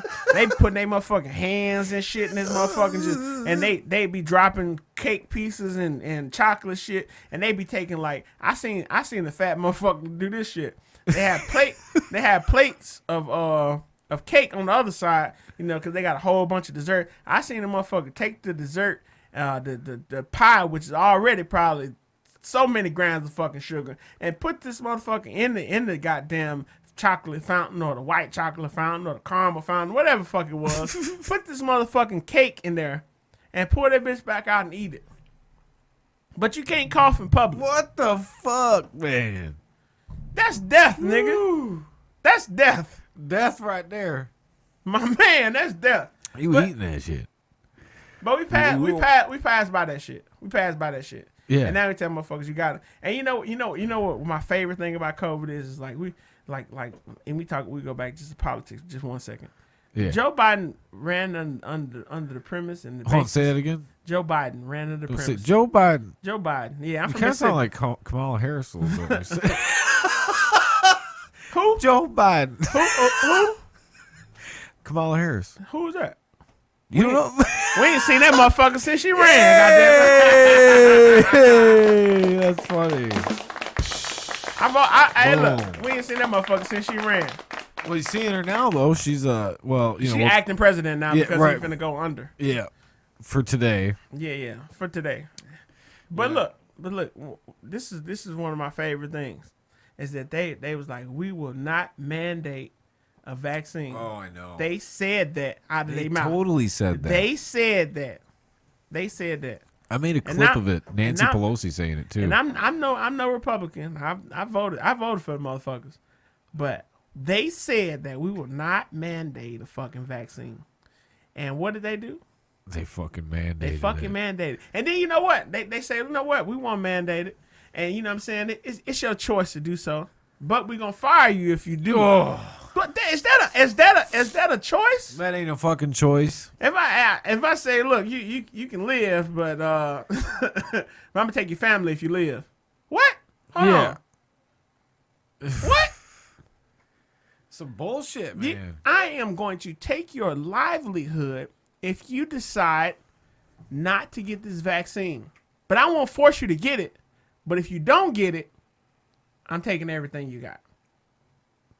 Now this is in America where most people live paycheck to paycheck. Right. So they can't even afford to skip this paycheck. Now they have to, even one of my co-hosts work for the federal government, and he just got the vaccine, but he had to get it.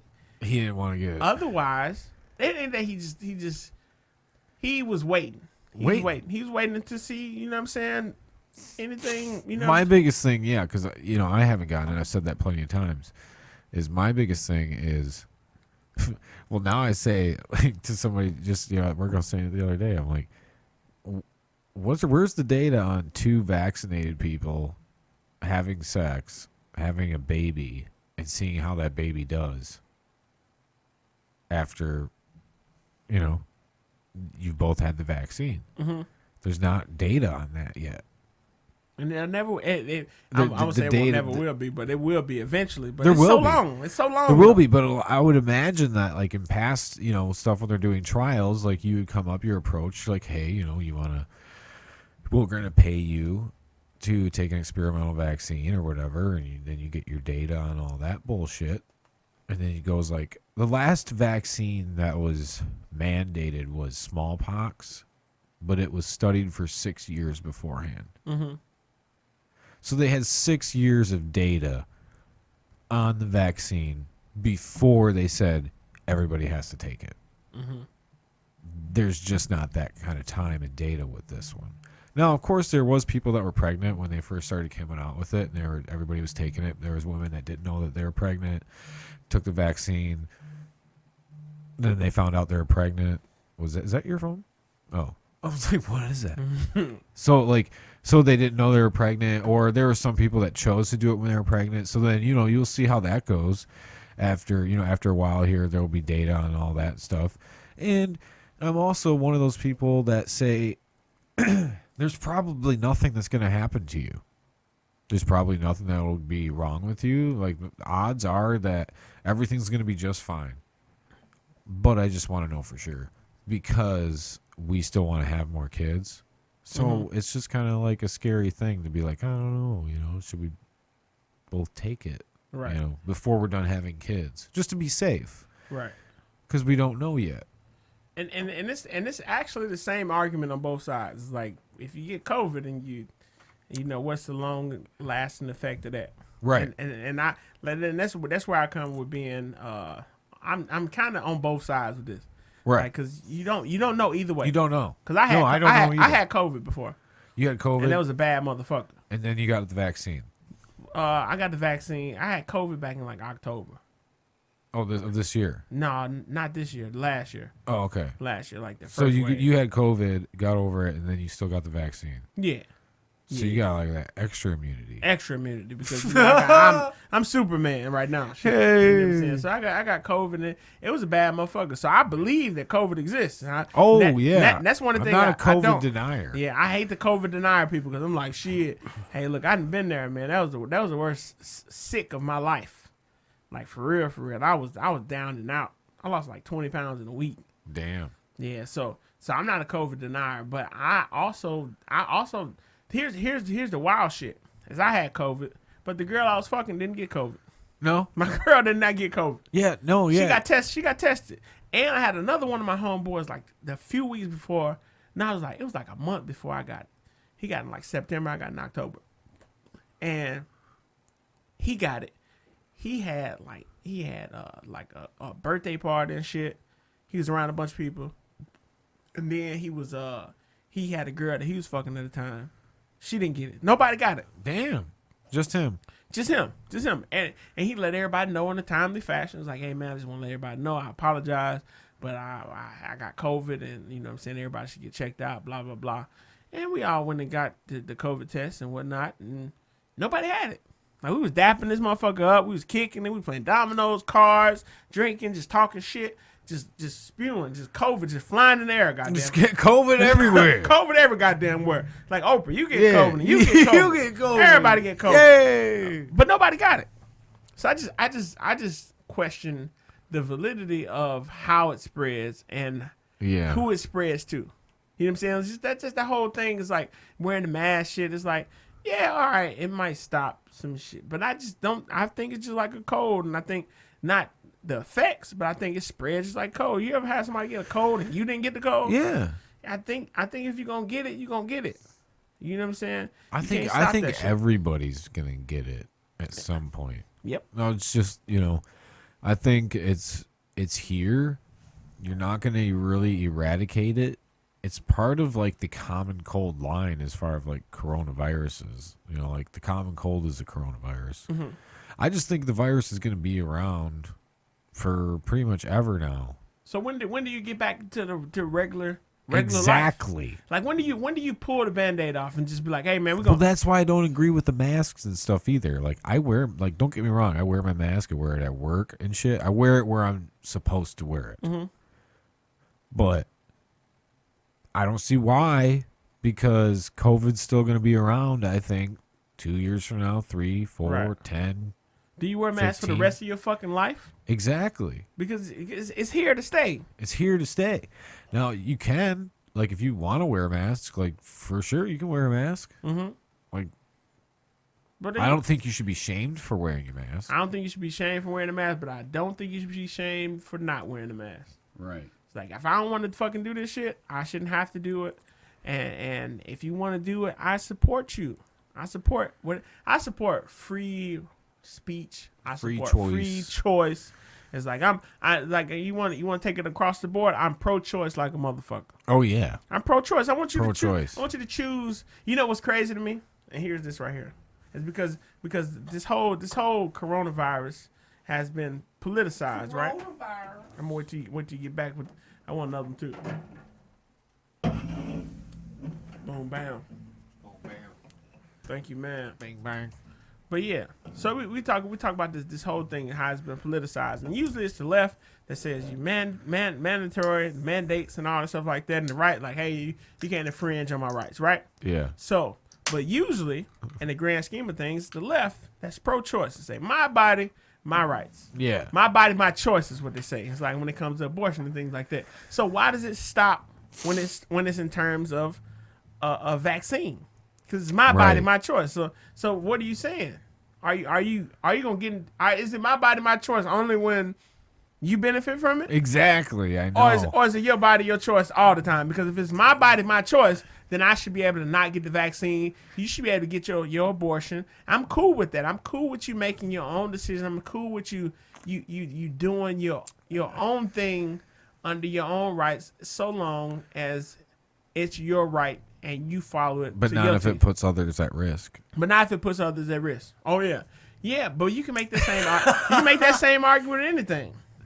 Not with an abortion. Who are you putting at risk besides the baby? You putting besides the baby. I mean, but I'm pro-choice there. So, but at the same time, That's what they say though. That's what they say. Yeah, it's pro-choice, but you're putting others at risk. You are getting rid of a baby. So, like you are definitely killing a baby with abortion.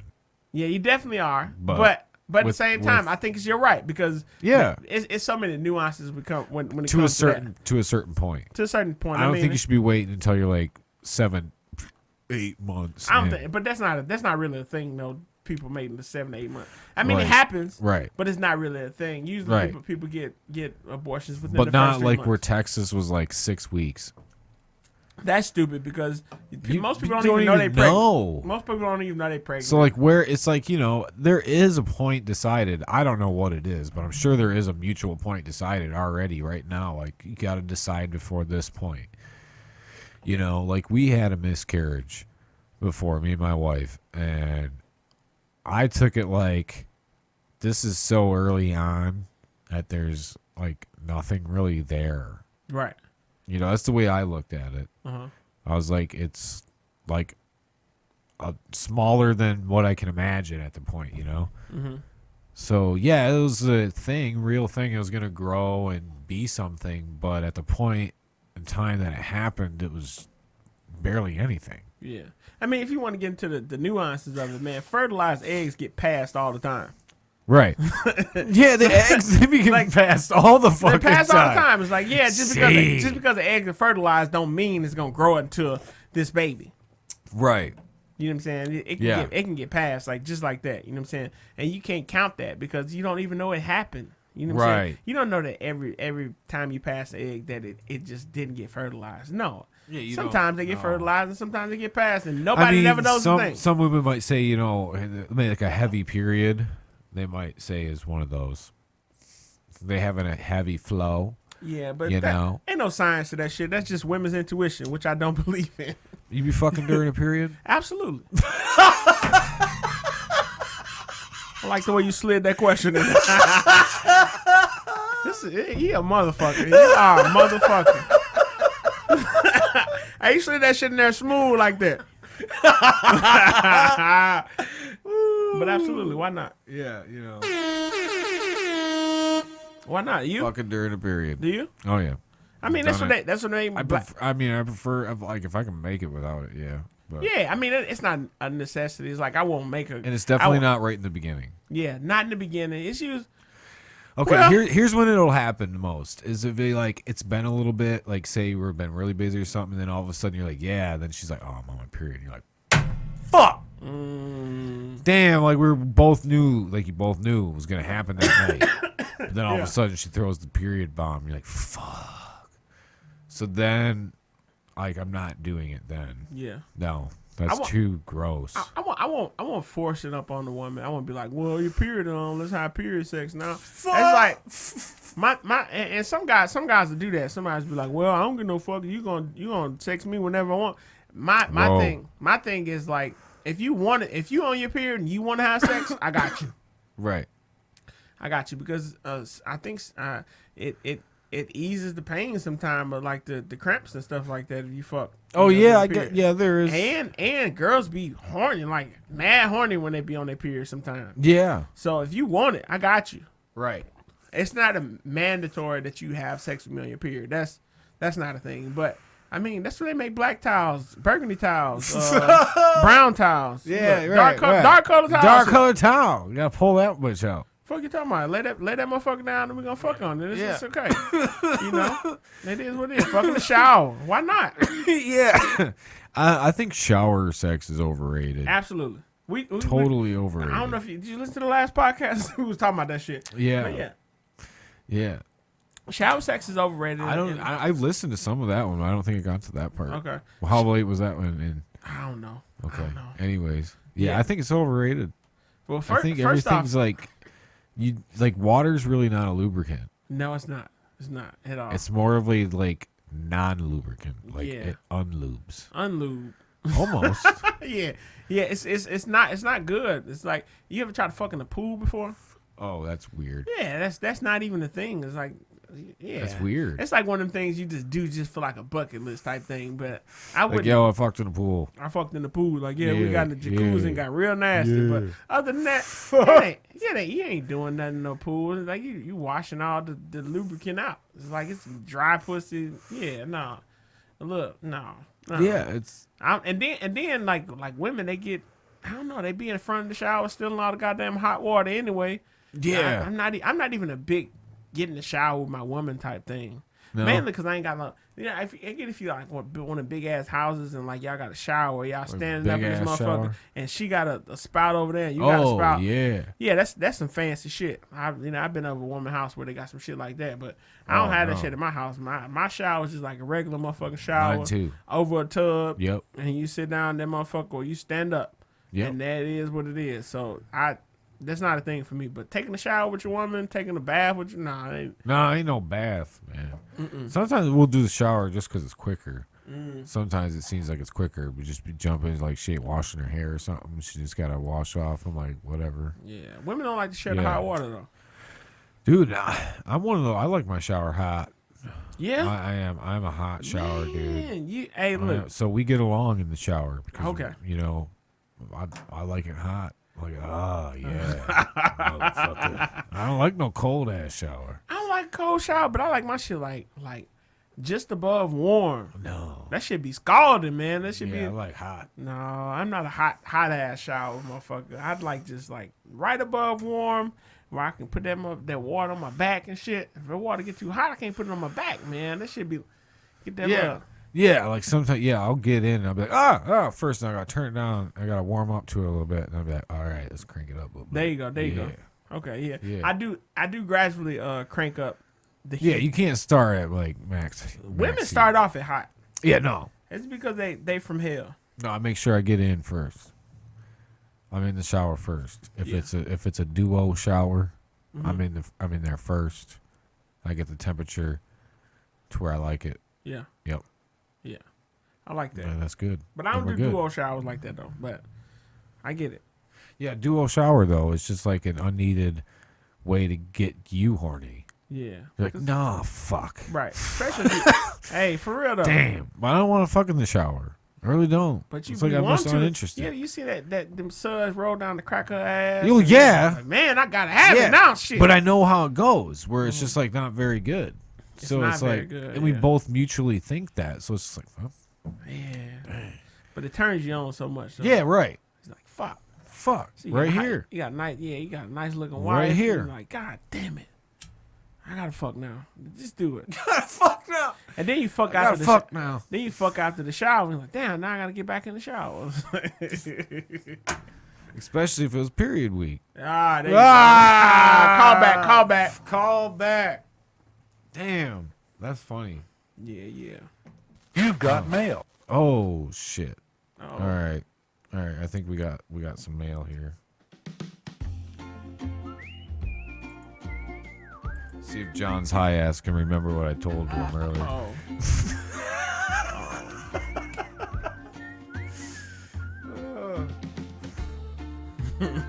This is good.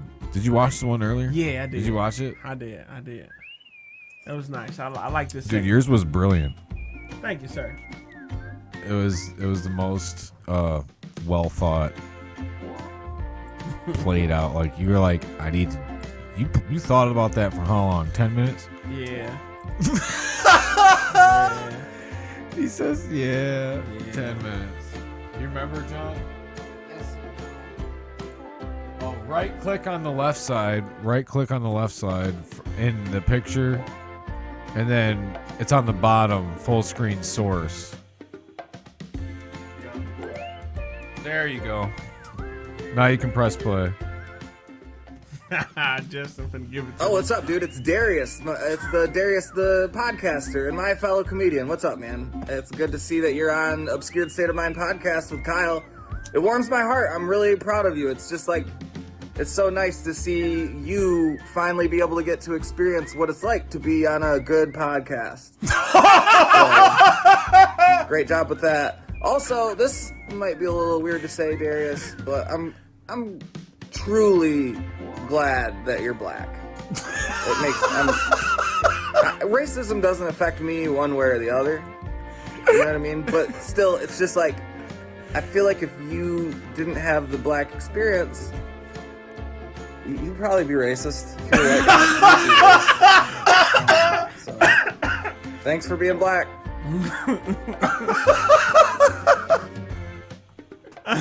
hey. Hey, first off, he's gonna be on the podcast next week, and second, This is great. off, He is next week. I got him booked for Wednesday. All lining up so perfectly. And fuck him so much for that. Oh, to be on the good podcast. Oh shit, now, that was fun. That was a roast right there. Yeah, that was good. Oh yeah. You know, and it's funny because, I mean, we don't know each other from Adam, really. You know, I hit you up. We're like, yeah, fucking podcasters, let's do this. He sent me that, and I was like, I didn't really get the last part at first. Like, you'd be racist, and then as we were talking this whole time, I was like, yeah, you would be.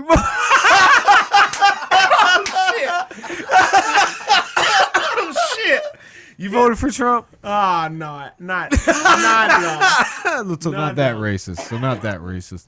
No. No. That's funny. Yeah, no, that was fucking God funny. damn, dude. yeah. Oh. Hey, shout out to Justin, man. Justin a funny dude, man. So He is. He's got, you know, he's got his style.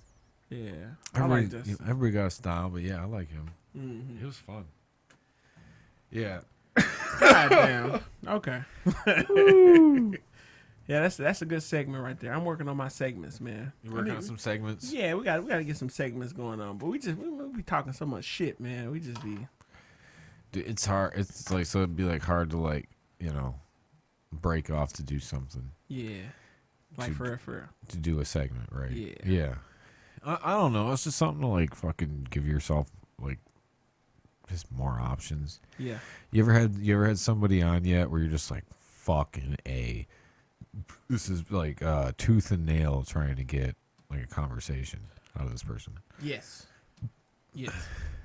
But see here's the thing though that I have the edge on you with. I got a co-host. Right. So sometimes me and him will look at each other and like that's my best friend. So we able to be like, this motherfucker, and we'll just banter out between me and him, and just let them find themselves. Especially when it's somebody Right. who's never been on the podcast before. Oh yeah.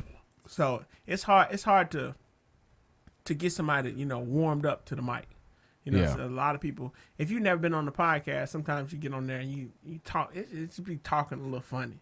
I don't know how to just quite say it, but you can tell that somebody knows that they're talking into a mic. Yeah. It's weird. It's weird. Yeah. It's like, well, I've had it's like John still thinks it was like a fucking awkward as fuck podcast. I didn't think it was awkward, but I had a couple musicians on there, both women, and he thought it was kind of awkward. I thought it kind of was a little bit, but not really. Like, I wasn't feeling awkward. I was just feeling like they thought they took it as like maybe it was going to be more of like a question and answer interview. Mm-hmm. But I'm trying to have a conversation, not just like 1 to 2 sentence like replies. Right. So it's like, you know what I mean? It's like you're giving me nothing here, folks. Like, it's like you really got to keep it moving after that point. You're like, all right, you know, like this and that. And you're like, what? You know, me, I don't write. I don't have no fucking notes. Like, we just talking. you know what I mean? Like, I don't have nothing like, okay, well, let's move on to this. Like, I got to just keep it going somehow. And that's fucking hard to do sometimes. Well, I tell you this, man. A lot of people, and I want people to really get this and to hear me say this. This is gonna sound a little rude, but most people aren't worth interviewing. Oh yeah, right. Most people aren't worth interviewing because they haven't done enough in life for me to interview you. Exactly. And for me to act, and this myself included. I don't want to make it seem like I'm being rude to anybody. And it's just like you haven't done anything worth interviewing. So why am I interviewing you? We having a conversation. Like, you don't have anything for me to interview you about, but what you do have is a perspective that I appreciate. You know, I appreciate everybody having a perspective, but I don't want to ask you accomplishments. Like, unless you've done some shit that everybody knows, nobody gives a fuck about what you've done. Right. In the grand scheme of things, like, you get me on here and you're like, oh yeah, so what show did you do? And this right here and that right there. Nobody give a fuck about what comedy I did. And Right. Fucking this story. Unless I got like a nice story to tell. But the whole time you asking me shit, and I'd be like, oh, so how many kids you got? 1. Okay. So how you like being a father? It's great. Oh, okay. So what do you do for a living? I'm a machinist. Yeah. And then it's just like, damn, like we gotta talk. But if we talking about something specific or something like that, I need you to have a fucking opinion on it. And that is what I like about podcasting. But interviewing things, most people are not, and I stick with that forever. And I don't care who want to challenge me on that shit. Is that you are not worth interviewing. Right. But you are worth having a conversation with, because I appreciate different perspectives from different walks of life. And we can share commonalities, or we can debate these things, and we can have a good time doing that. But don't think I'm finna get you here and I'm gonna ask you where you graduated high school from and what led you down this path and like. Right. I mean, it's okay to ask those questions too. You know, some of those questions, when you mix it throughout your conversation, work it in there somehow, or if it comes up, like how you started doing whatever. But yeah, I mean, I guess that's kind of why, like, I mean, I don't get offended, but I'm just like, when people say, like, an interview, like, maybe, like, coming on for an interview with Obscure State of Mind or something, like, it's not a fucking interview. We're just going to have a talk. We're going to have a discussion. Like, I don't have questions laid out to ask you, or a standard set, of questions. Like, I'm just going to go by this paper here, and once we're done, we're done. Yeah. You know what I mean? I mean, I always tell people that the Jungle is Hell podcast is less of an interview and more of you get to come and talk shit with us. Yeah, talk shit. You just talking Smack shit. it around. Just having a good time. Chop it you know up. what I'm saying? Like, don't. I think people think more of themselves than what they are. Now, you recently just had your first white woman on, right? Yeah. I did. First white woman. You're like a first white First white woman. We got a lot of firsts, man, because we're a new podcast. So Yeah. Oh, well, that's a beautiful thing about having new is, every new thing you do is a first. Mm-hmm. Love that shit. So I had a good time. She was dope too, man. She really Jen Frasina I had on last week, a couple weeks ago. I think we just released it last week though, but yeah, we just had a good conversation, man. She was real cool, real receptive. And, she asked me if she was going to get human trafficked before she came over there. Which is a good question to ask if you're going to come to somebody's basement and just have a conversation. And then, that's what you think. But is it really? Is it really going to be a conversation? It's a good question to ask, but, I mean, the grand scheme of things, if I was going to human traffic her, would I have said yes? Right. I mean, you can ask the question, but it's like, nah, of course not. But yeah, just having like I used to when I first started, maybe you did too, but when I first started, I had my guests coming on, so I'd have like maybe 6 or 7 different topics related to them. I'd have written down on a piece of paper. I wouldn't have questions laid out, but I'd have like, just certain things about them, maybe that I wanted to know. I have that written down just so I'd have something I could, because conversation will just fall off at certain points. Yeah. If you're having a 3-hour conversation, there's going to be like some dead points or something where you're just like, okay, on to the next thing. So I would have that there to like look at. Mm-hmm. Oh, let's move on to this. You know what I mean? Did you do that or no? Oh yeah, we still do that. We still do do that. And that's so certain. We'll have like a list of certain things that we want to cover. And we generally never even fucking use the list. I know, right? We generally never use it. But we was like, man, that like at least we have something to like start off with. Or like you said, when the conversation dies out and then we get over here. But we talk so goddamn much and we bounce off each other, man. I feel like me and my co-host, Dashawn, man, I feel like we work so well together. And so earlier asked me like why would we start a podcast? It's like, man, we used to have these conversations, man, all the time. It's like, you know what I'm saying? Like, we'd be kicking it, and he'd come over to the crib, I'd go to his crib, and it'd just be like a quick little second, and we get to drinking, and we get to talking, and like sharing ideas, and arguing over shit. And it's like, damn, you know what I'm saying? That would make a good, I feel like people want to hear this shit. People want to hear. More people need to hear what we're saying. Right. You know as you're all buzzed up. Right. As we all buzzed up. And you know what? What's crazy is that, like, we had a discussion even when we sober, you know what I'm saying? So, and it's just like one of them things, like, we got a good chemistry enough to where the conversation usually never dies low. I mean, we get some guests that's like unenergetic or you know what I'm saying? Yeah. They ain't vibing with us so much. But I mean, shit, we still having a good ass time. We always gonna have a good ass time. So Right. But it is hard though when you get that guest. So you're just like, okay, you didn't really know what you were getting into here, Right, or yeah. whatever. You're just like, one guest told us that I thought it was gonna be an interview. I thought y'all was gonna ask me. And it was we did this thing called horror stories, which is like horror stories. So basically, it's telling times you've been promiscuous and been a whore before. We had this one girl on, and she was like, I thought it was gonna be an interview. I thought y'all was gonna ask me a question. I was like, in my mind, I was like, what made you think that we like you? Like I said earlier, it's like most people aren't interested enough to, even when they do like what the biopics, they gotta add extra shit in them stories just to make it seem interesting. yeah, You know what I'm saying? I watched Freddie Mercury, like, you know, the Bohemian Rhapsody. They added extra shit in there to make it just a little more a interesting. little more interesting. Yeah. So it makes you think that you're more interesting than Freddie Mercury. You know what I'm saying? Yeah, no shit. So yeah, we just having a conversation. And I want you to know, and it's no, like I said, it's no slight against anybody else. It's like, but you just, and let you. Well, I'll say this, like, unless you got some special skill or special talent or some shit like that, or just like knowledge that I want to know about or we need to know about, then we just talking shit. Like we had a mortgage one time, and mortgage one? that was probably the most interviewee podcast that we did. Was it like a mortgage loan officer or something? Yeah, it was Brent Dean. He a mortgage officer at he works with North Point Bank. Okay. So we was trying to educate our listeners on basically how to, you know, go about purchasing the house, how like the ins and outs of you know, getting loans and working on your credit and all the stuff like that. So that was something that we wanted to know from this guy. So we had lists of questions that I actually solicited those from, like, you know, listeners of the podcast. And this is early in the podcast. It might be like episode 10 or some shit like that. Oh, really? But, when you had this guy on? yeah. Okay, or girl? Yeah, it's a guy. Brent Dean. So we had him on, and Or they? now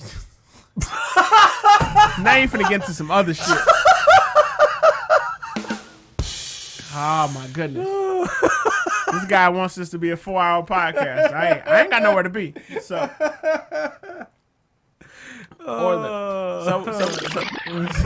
right, we'll go back. Yeah, let's rewind it back. So we had he, she, we on the. Okay. All right. Hey, look. Anyway. Sorry, I just had to hit that one. Oh, man. Oh, my goodness. Ooh, all right. So we had them on the podcast, and we interviewed that person. You know what I'm saying? But it wasn't even like an interview on them, though. It was an interview on how the ins and outs of purchasing the house, or like certain things like that. So this person, that just drive that home, like this person has had a special set of skills, or like Liam Neeson.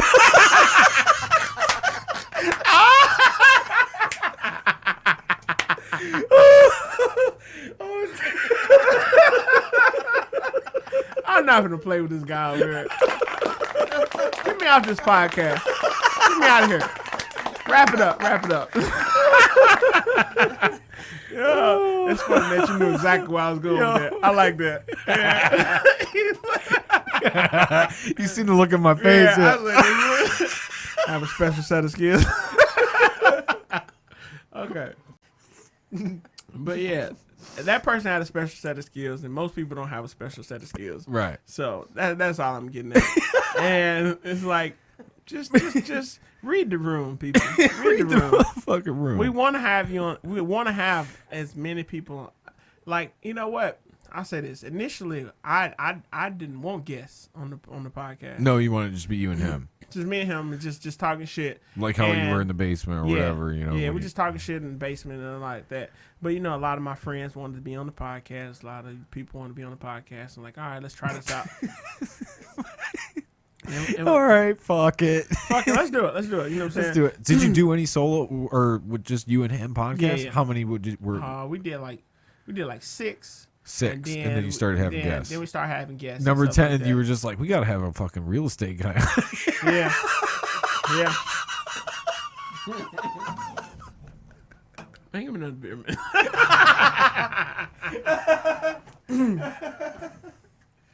Yeah. So we did.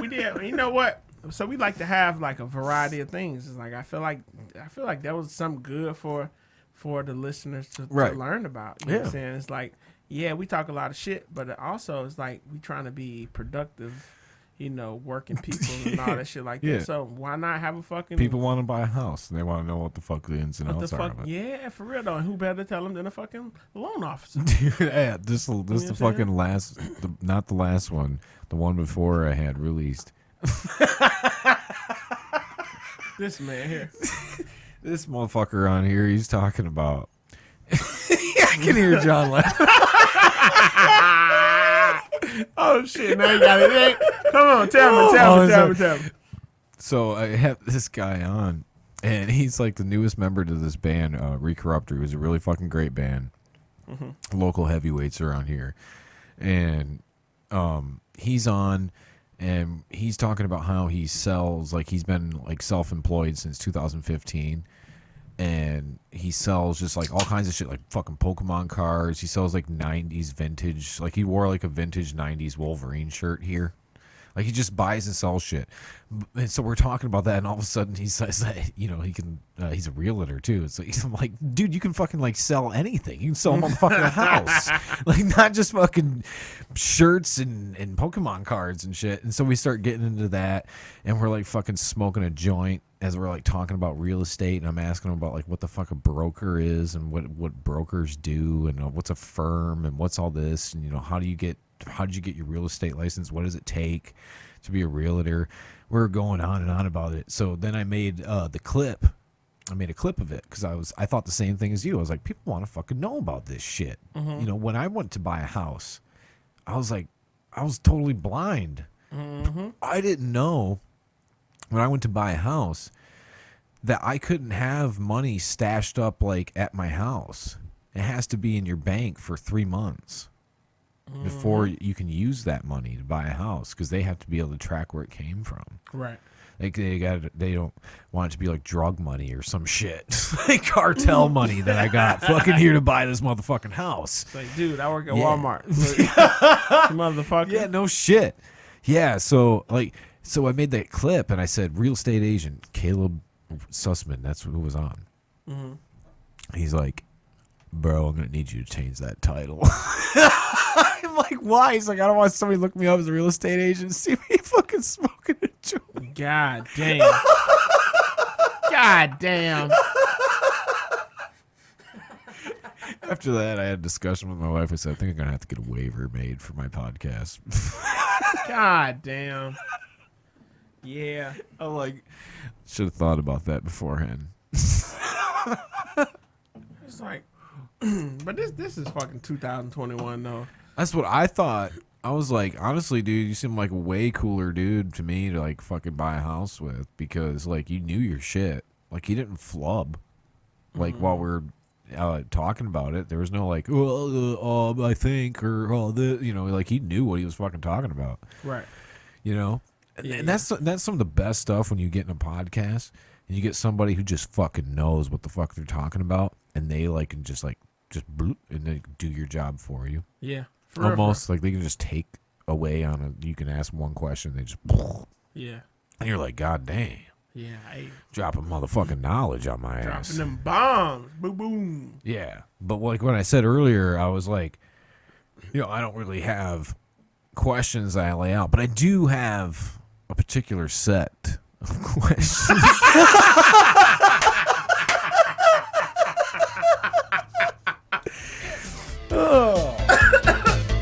Ready to answer some rapid fire questions? Rapid fire questions. Rapid fire. Ready for way too many questions. Like I said, I have too much time, man. This is a rapid fire, brother. What's your favorite food? Gyros. What is your favorite color? Orange. What's your biggest fear? Bees. What pisses you off the most? People. When's the last time you took a shit? Before I came here. Drunk or high? I would say drunk. Drunk. One thing you'll never do again. One thing I'll never do again is I don't know. Shit. That's We'll come back. Would you rather be the smartest or strongest person? Smartest. What superhero would you be? Superman. Your house, her house, or neither when you lost virginity? Her house. How old are you? 32. Why are you lying? Why am I lying? Because I'm me. And the best lie I know. BK or McDonald's? Burger King. Fish sticks or fish fillets? Fish fillet. Anal or vaginal? Vaginal. Eaten by zombies or suck 5 dicks in a row? Eaten by zombies. Can't get that one over me. What do you think of garden gnomes? They fucking creepy, and they used to be slaves.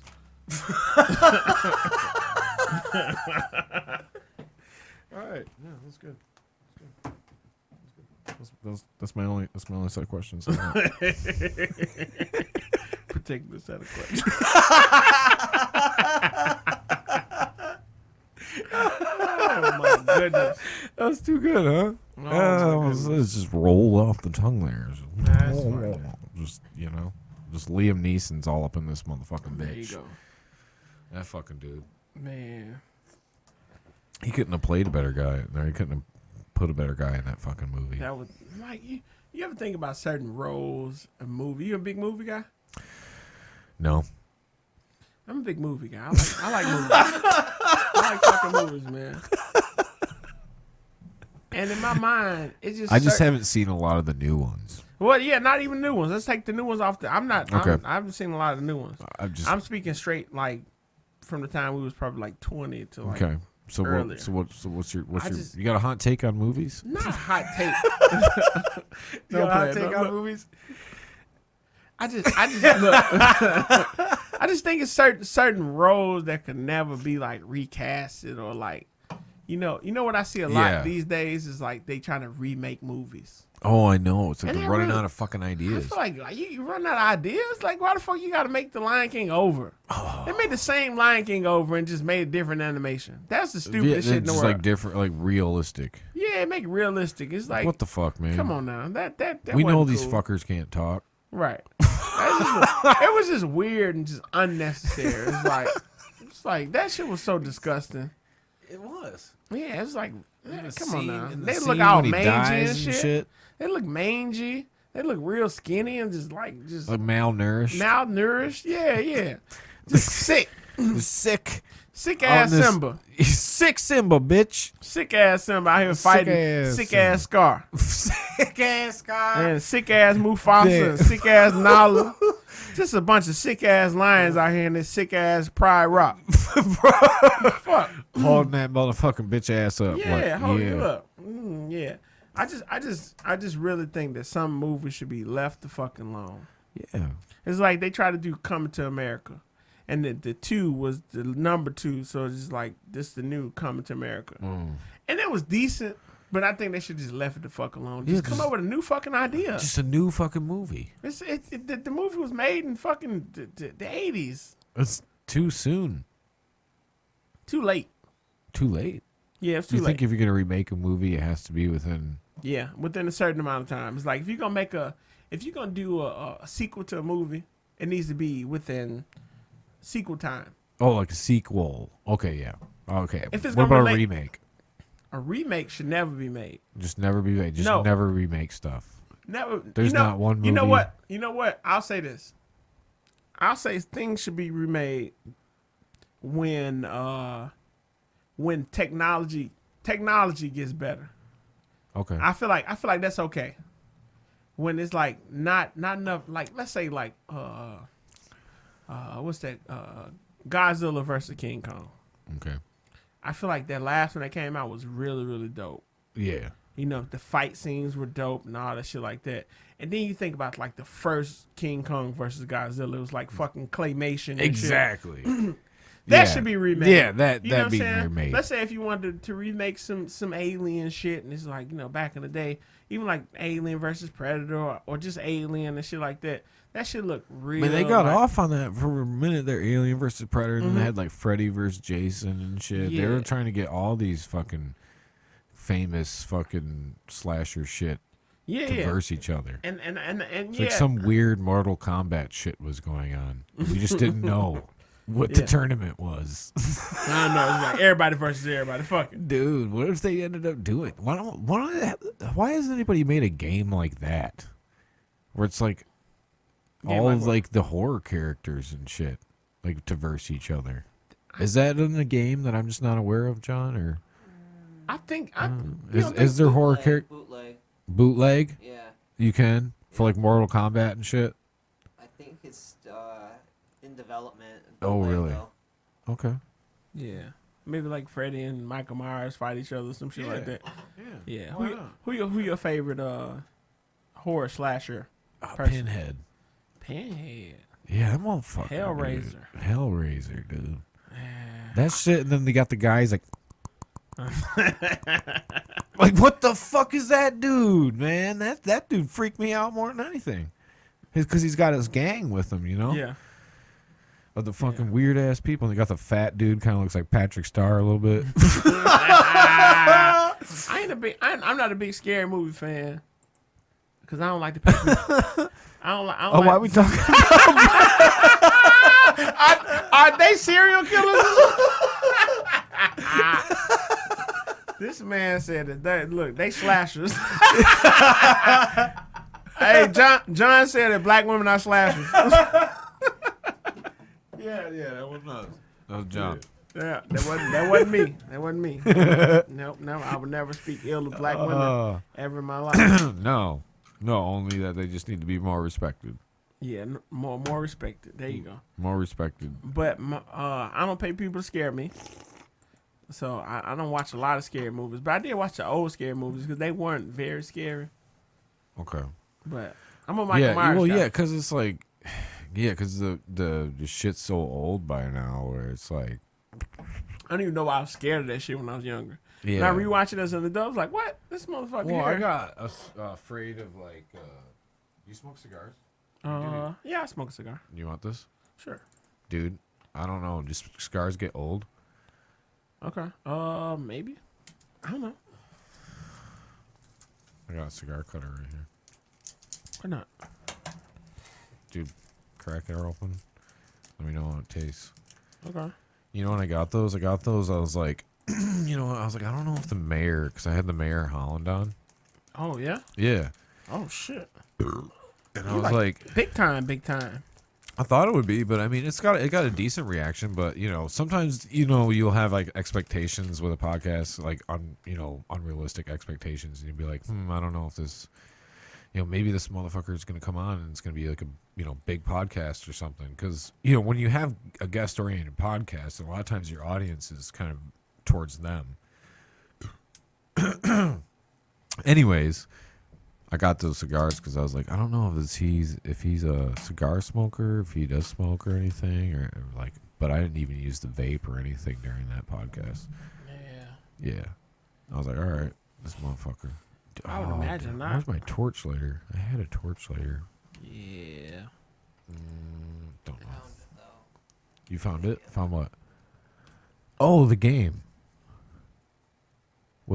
Terror Dome, Reign of Legends. Terror Dome is an indie fighting game set in a world where characters from horror, literature, urban legends, cryptids, mythology exist within our modern world. Wow, dude. When is this supposed to be out? I don't know if it ever officially dropped. Wow. It was Is there any, like- concept for a while. Is this this is foot. Oh, like it's got Bigfoot, Sasquatch, Frankenstein. Dude. This is like a game I'd probably make time just to fucking play. Just because it'd be fun. That looks fucking awesome. Terror Dome the game. That one to the left there, and the one next to that. That looks like an old ass fucking game. Oh, it's got the Scream, Ghostface, dude. Now that would be the shit. Some real cigar heads gonna be upset that I lit that with like a lighter. 'Cause I think you're supposed to light them with like a Torch. It's torch or either like a wooden match. No, I watched like a video on how to light it with light a cigar, and you can do it with a lighter. It's just called like the slow burn method, because the thing with a cigar is you don't want to burn the leaves on the inside before the outside. Mm-hmm. You want to just keep it all burning at the same. So you don't want to like light it. I didn't watch how you did it. But you don't want to like you don't want to be sucking that flame all the way through, because you want that leaf to burn at the same time. Did you fucking see how Joe Rogan? I don't know if you're a fucking fan of his at all, but I like Joe. But he had Snoop Dogg on. I didn't see the episode. Was that recent? Yeah, it's a recent one. It's like couple podcasts ago. He had Snoop Dogg on his podcast. You know what? I'm gonna tell you. To be awesome. honest. Since he moved to Spotify, I don't listen to him as much because I listen to. I used to be on Apple Podcasts for most of the time, and I just kind of fell off. So, but I got a lot to catch up on. I used to listen to them every time they drop. Yeah. On Apple Podcast, and then Spotify. I don't listen to Spotify as much, so.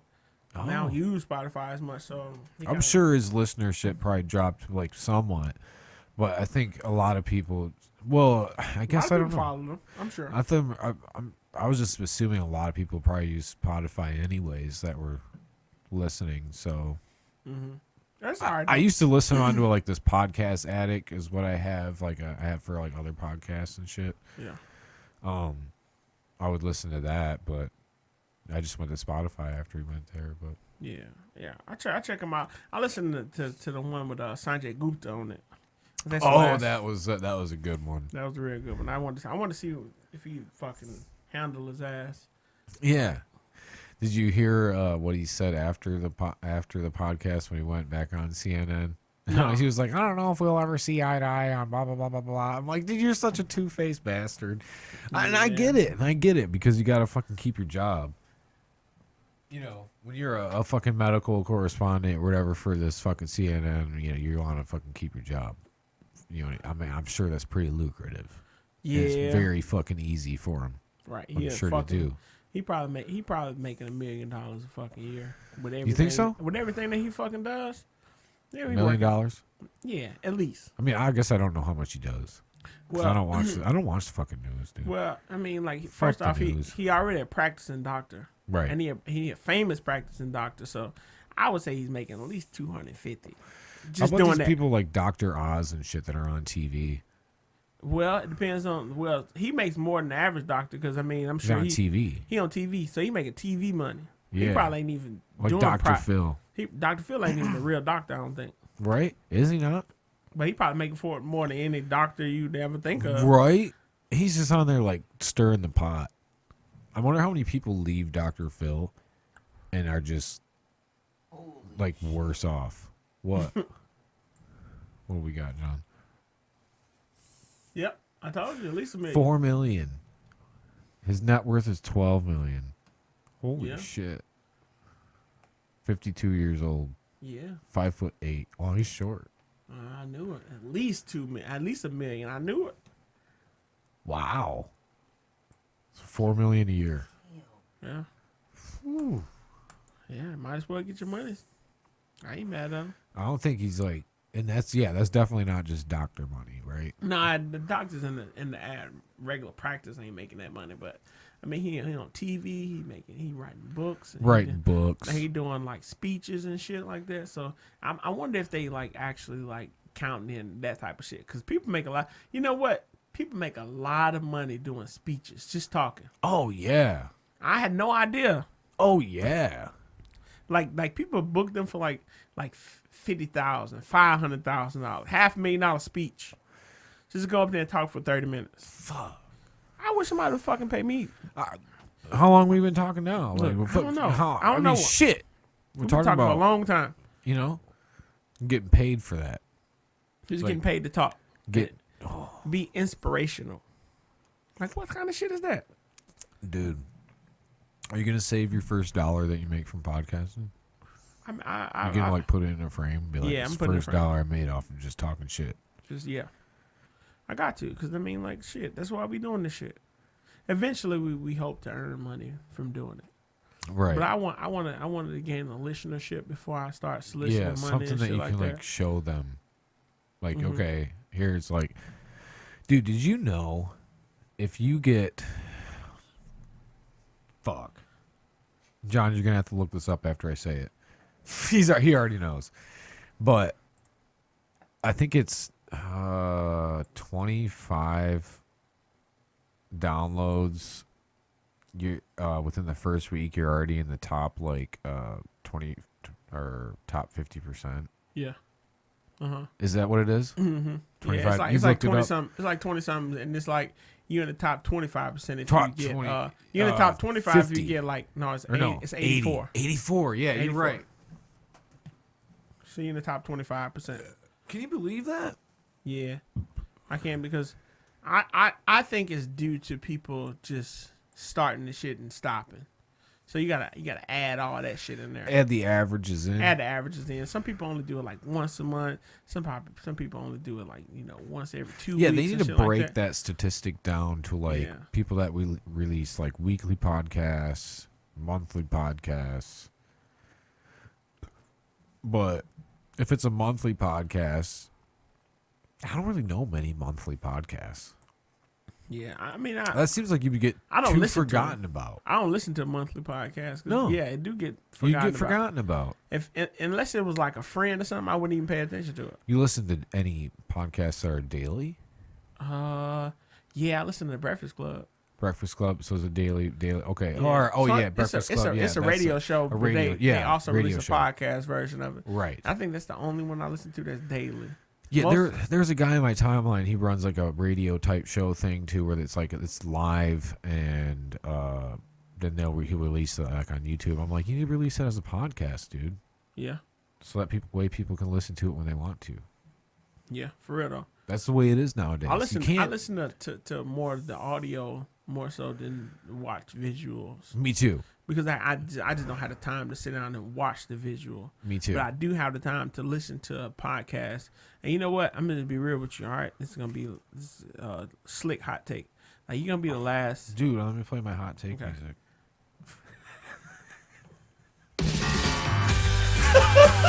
It's time for your hot takes. Ooh, spicy.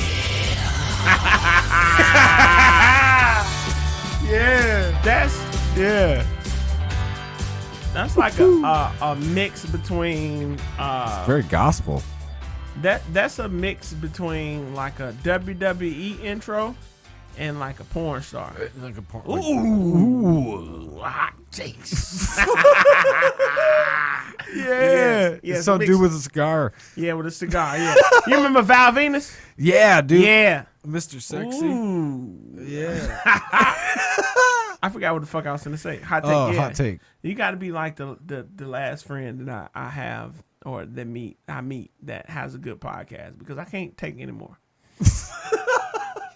It's like, what's crazy is like when I meet people in the podcast scene, and then I meet them and they got a good ass podcast, and I gotta listen to it. I listen to it. Like, Yeah, right. I really love podcasts, and I really love like the whole conversationalist type thing, the cool shit. You know what I'm saying? Like I've listened to like tons and tons of podcasts, like too many to name, really. Right. And it's like the ones that ain't good, I'm cool, because I mean, like, usually I mean my friends, or they're not even people I talk to on a regular basis or anything like that. So I'm cool with just dipping that shit.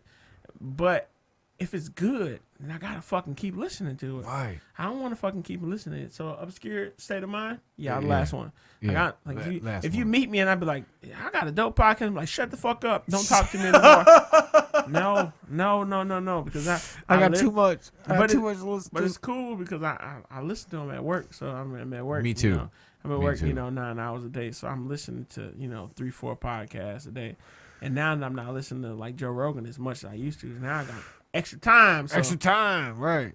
So I'm listening, and I don't want to pub a whole bunch of people podcasts on your shit, but and I listen to them. So Yeah. I listen. Who to else podcasts. you listening to? I listen Dude, that's what my podcast is about. Is just promoting people. Yeah, So, I listen to the Notes My Ghost podcast.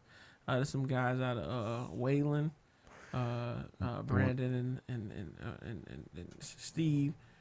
you say Notes. The Notes My Goats. Notes My Goats podcast. Yeah, so it's NOTES and then it's My Goats. Okay. And then it's MC. Is this what your original hot take was about? No. It was about my original hot take was just about fucking not listening to more podcasts because I keep meeting people with dope ass podcasts. Oh yeah.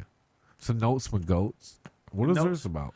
Notes My Ghost is it's a music review podcast. So they just do music review. You might be, you know what I'm saying, want to reach out to them. You into music and shit like that. Yeah, so, yeah. No, yeah, so, that's cool. Brandon and Steve, and they do a good job. I mean, Talks with 2K. He do a lot of shit about like just local shit, and he like a Jerry Springer Maury vibe where he just be getting motherfuckers on there and they just be talking a whole lot of shit and they be like going through divorces and breakups and cheating and scandals and shit, and that shit be like real dope. And then he got conversations with Kitty, and then you got the opinionated brother. That's one of my homeboys. He do like regular he do like the popular shit that's going on in the time, the current events, Right. shit that's going on and all that shit like that. And shit, I listen to fucking Two Bears, One Cave.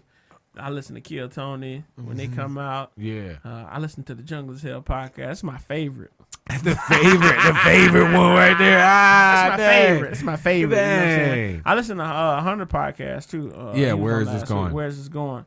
I listen to his podcast. You know what I'm saying? And I listen to I listen to a lot of podcasts.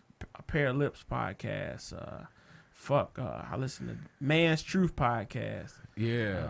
They gonna That's film me what I seen you- podcast. Yeah. Yeah, the Man's Truth. I seen you Hey. post about that recently. Yeah, them my guys, man. Them my guys. That one of my OGs that went to college. You know what I'm saying, with me. So Right. Yeah. So, Man's Truth. that's due. Man's Truth. Hey, look, I think you'd appreciate a Man's Truth. I think that's growing to be one of my favorite podcasts as far as like, and they just started too. You know what I'm saying? And it's like, you remember how earlier I was asking you questions like, yeah, I'm here to down truth, tell, you know what I'm saying, whatever you got, shit like that. Or I mean, like, guys reach out to me and be like, hey, what I need, you know what I'm saying, what you use and all that shit like that. I'm so willing to help people Right. in this space. And I appreciate, because I receive help, you know what I'm saying? Like, the people I talk to, like, Talks with 2K, one of my homeboys, he live in Dallas. And the opinionated brother. Them guys really, like, I was able to just, like, hit them up and be like, what you use? What should I get? Mm-hmm. What this sound like? How this sound? Like, what you think about that?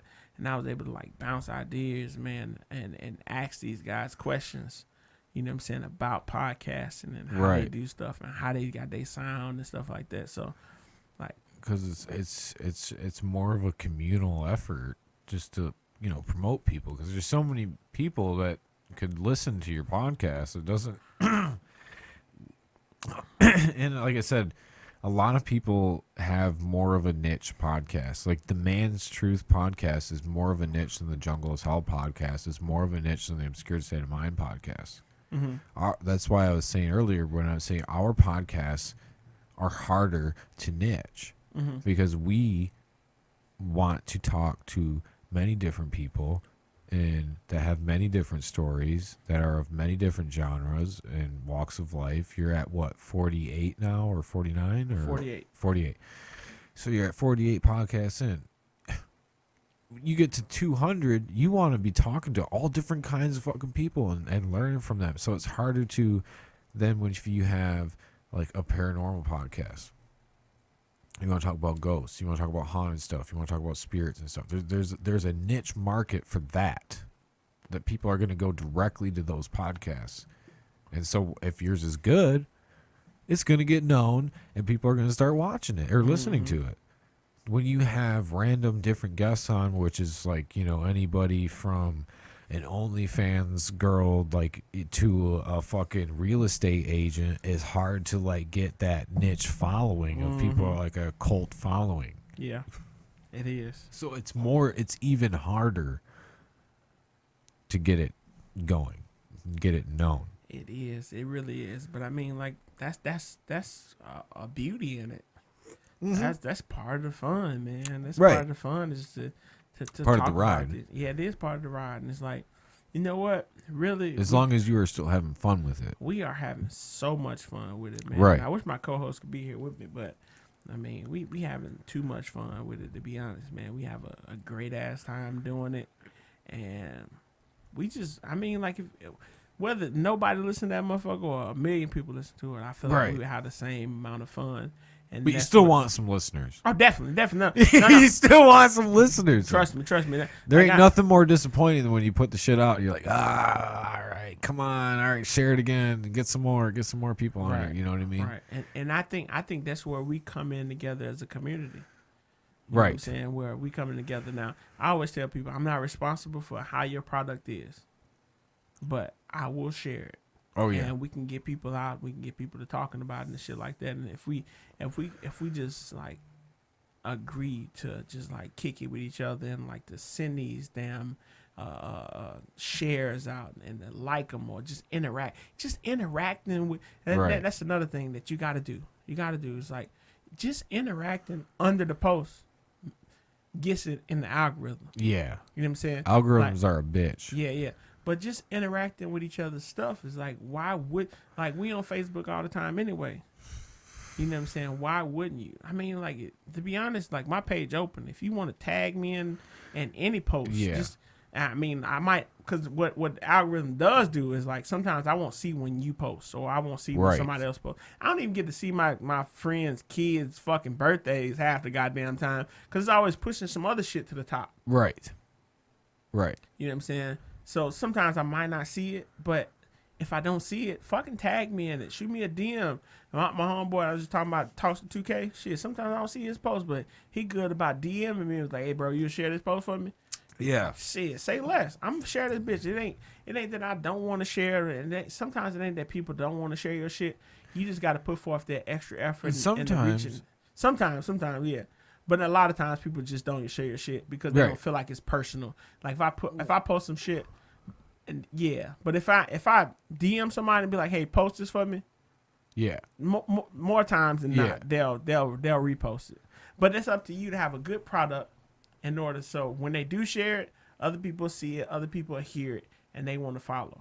Well, sometimes it's just like, you know, I've even been caught doing it too, where it's like you see something, you laugh at it, or you watch it real quick, you laugh at it, and then you start scrolling again, and you forget to just even react to it.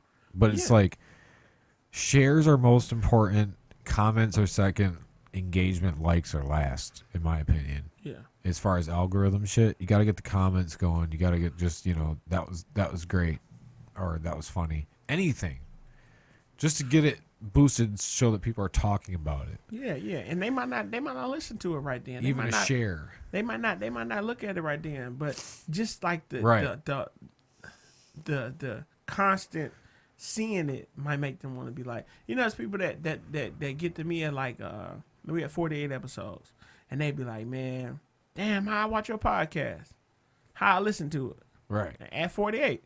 You know what I'm saying? And they've been seeing me on my timeline, but they see somebody else talking about it, and people want to be a part of the hot new thing or some shit like Yeah. that. No, you get a lot of engagement on your posts. Yeah. You do, but you always got some hot takes too.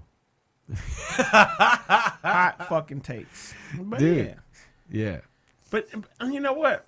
I like that. I like that. It's good. It's good. It's good to see. It's good to see, you know, people like, you know, it's, you know, I can look at my numbers and I can, you know, justify, you know, okay, yeah, it's climbing. I can look at stuff and be like, okay, yeah, this is going good. But like sometimes, you know, you have, it's like having stuff where like people are talking about what was in your podcast in your comments. It's got to feel good. It 'Cause does. you're like- It does feel good. Because you're like, yeah, these motherfuckers listen. They remembered this part. Mm-hmm. That's cool. You Yeah. want that engagement to follow afterwards too. because it gets people thinking. Yeah. You know what I mean? That's a part of the whole thing we're trying to do, man, is to try to get the people talking, get the people thinking, get the people having a good time while they're listening, having a good time while they not listening, just thinking about the next one. You know what I'm saying? Mm-hmm. And that's the thing you want to have a certain level of engagement towards the next thing. It's like let's I like having the how they don't know, who's gonna be next. It's just kind of here's who's next. I don't really post like who's gonna be the future guest a lot of times. Yeah. I will only post who's gonna be the future guest if it's already recorded. Already recorded, and then you'll put it out like this is who's coming up. So you'll try to build up some hype to the episode. Yeah, build up some hype and like, or what we gonna talk about. You know what I'm saying? There's a lot of people that's just like, all right, we got a conversation that we having in the conversation on like posts or some shit like that, and then we'll be like, oh yeah, you should talk about this on the podcast. Obviously, we've already talked about this shit. We got this. We got this. You know what I'm saying? And we got shit in the hole, man, which is crazy, because we try to do 2 episodes a week, right? And then, but shit, sometimes like special guests, like we'd be like, oh, we'll record on Friday for you. We record on Sunday and Wednesday, but some people come in and be like, damn, I can only record on Friday. We got you. Yeah. Oh, yeah. My schedule is kind of all over the place. I just, there's like, I don't really like to do Mondays because Mondays typically suck. Mm-hmm. But I'll do a Monday here and there if it works out. Yeah. But yeah. So it's because you're dealing with other people's lives. Yeah, me and him both, we got. So everybody's got lives. He a part of my friend group that had babies, COVID baby. He just had a baby in that January. You know what I'm saying? So his baby be 1 in January, and my baby was 1 in November. So we 2 months behind each other as far as, new dads. So we got to schedule our shit around there. So our baby's basically best friends. All right, already. You know what I'm saying? But we will work around other people's schedule because we flexible sometimes, you know what I'm saying? Right. And sometimes we'll record 2 episodes a week. Sometimes we'll record 3 episodes a week, you know what I'm saying? Yeah. And just getting it out there is like, we do these long ass podcasts. I be trying not to oversaturate it, but shit, man, dude. We be fucking doing There's long haulers out there, dude. No, I'm one of them. I'll listen to the motherfucker till the end. So how can everybody find your podcast? You can find it on all the major platforms and the little motherfuckers too. The little motherfuckers too. The little motherfuckers too. So shit. You never even heard of. Yeah, never even heard of. Deezer and all these fucking weird places. Podbean and shit like that. So we on Apple Podcasts, Google Podcasts, Spotify. What's your app? At the Jungle is Hell podcast. The Jungle is Hell podcast. And that's on we on Instagram, we on Facebook. Oh, the Jungle is Hell podcast everywhere. Just type in everywhere. The Jungle is Hell podcast. And that shit. Oh, where's it? Because like there we go. Just like that. Boom bam. Damn. On Instagram, we on Facebook, we wherever you got, man. There you go. And we have all types of fucking guests on there. We have a good time, and we just Darius talk shit. and Mel, Jungle's Hell podcast. There we go. Boom. What follow. the fucking there we follow? Go. Got that follow on there. Hell yeah. That's how I follow half my people. John does it for me. There we go. Hell yeah, dude. And we having a good time doing it, man. Yeah. And we always gonna have a good time doing it. Yeah, well, dude, just keep it up. Keep it going. I appreciate it, man. You keep it going too, man. You got a new listener to me because I listen to podcasts. This was a fun time, man. I think this is a good time to end this shit. Yeah. Wrap it up. Let's wrap it up. And fucking everybody go follow the Jungle's Hell podcast on any listening service that you may have. Oh yeah. Or I could do my announcer voice real quick. All right. Everybody go and follow the Jungle is Hell podcast on all of your streaming services. Spotify, Apple, iTunes, whatever the fuck you want to follow now. It's maybe YouTube in the future. Absolutely. All right, man. I appreciate you. Good time.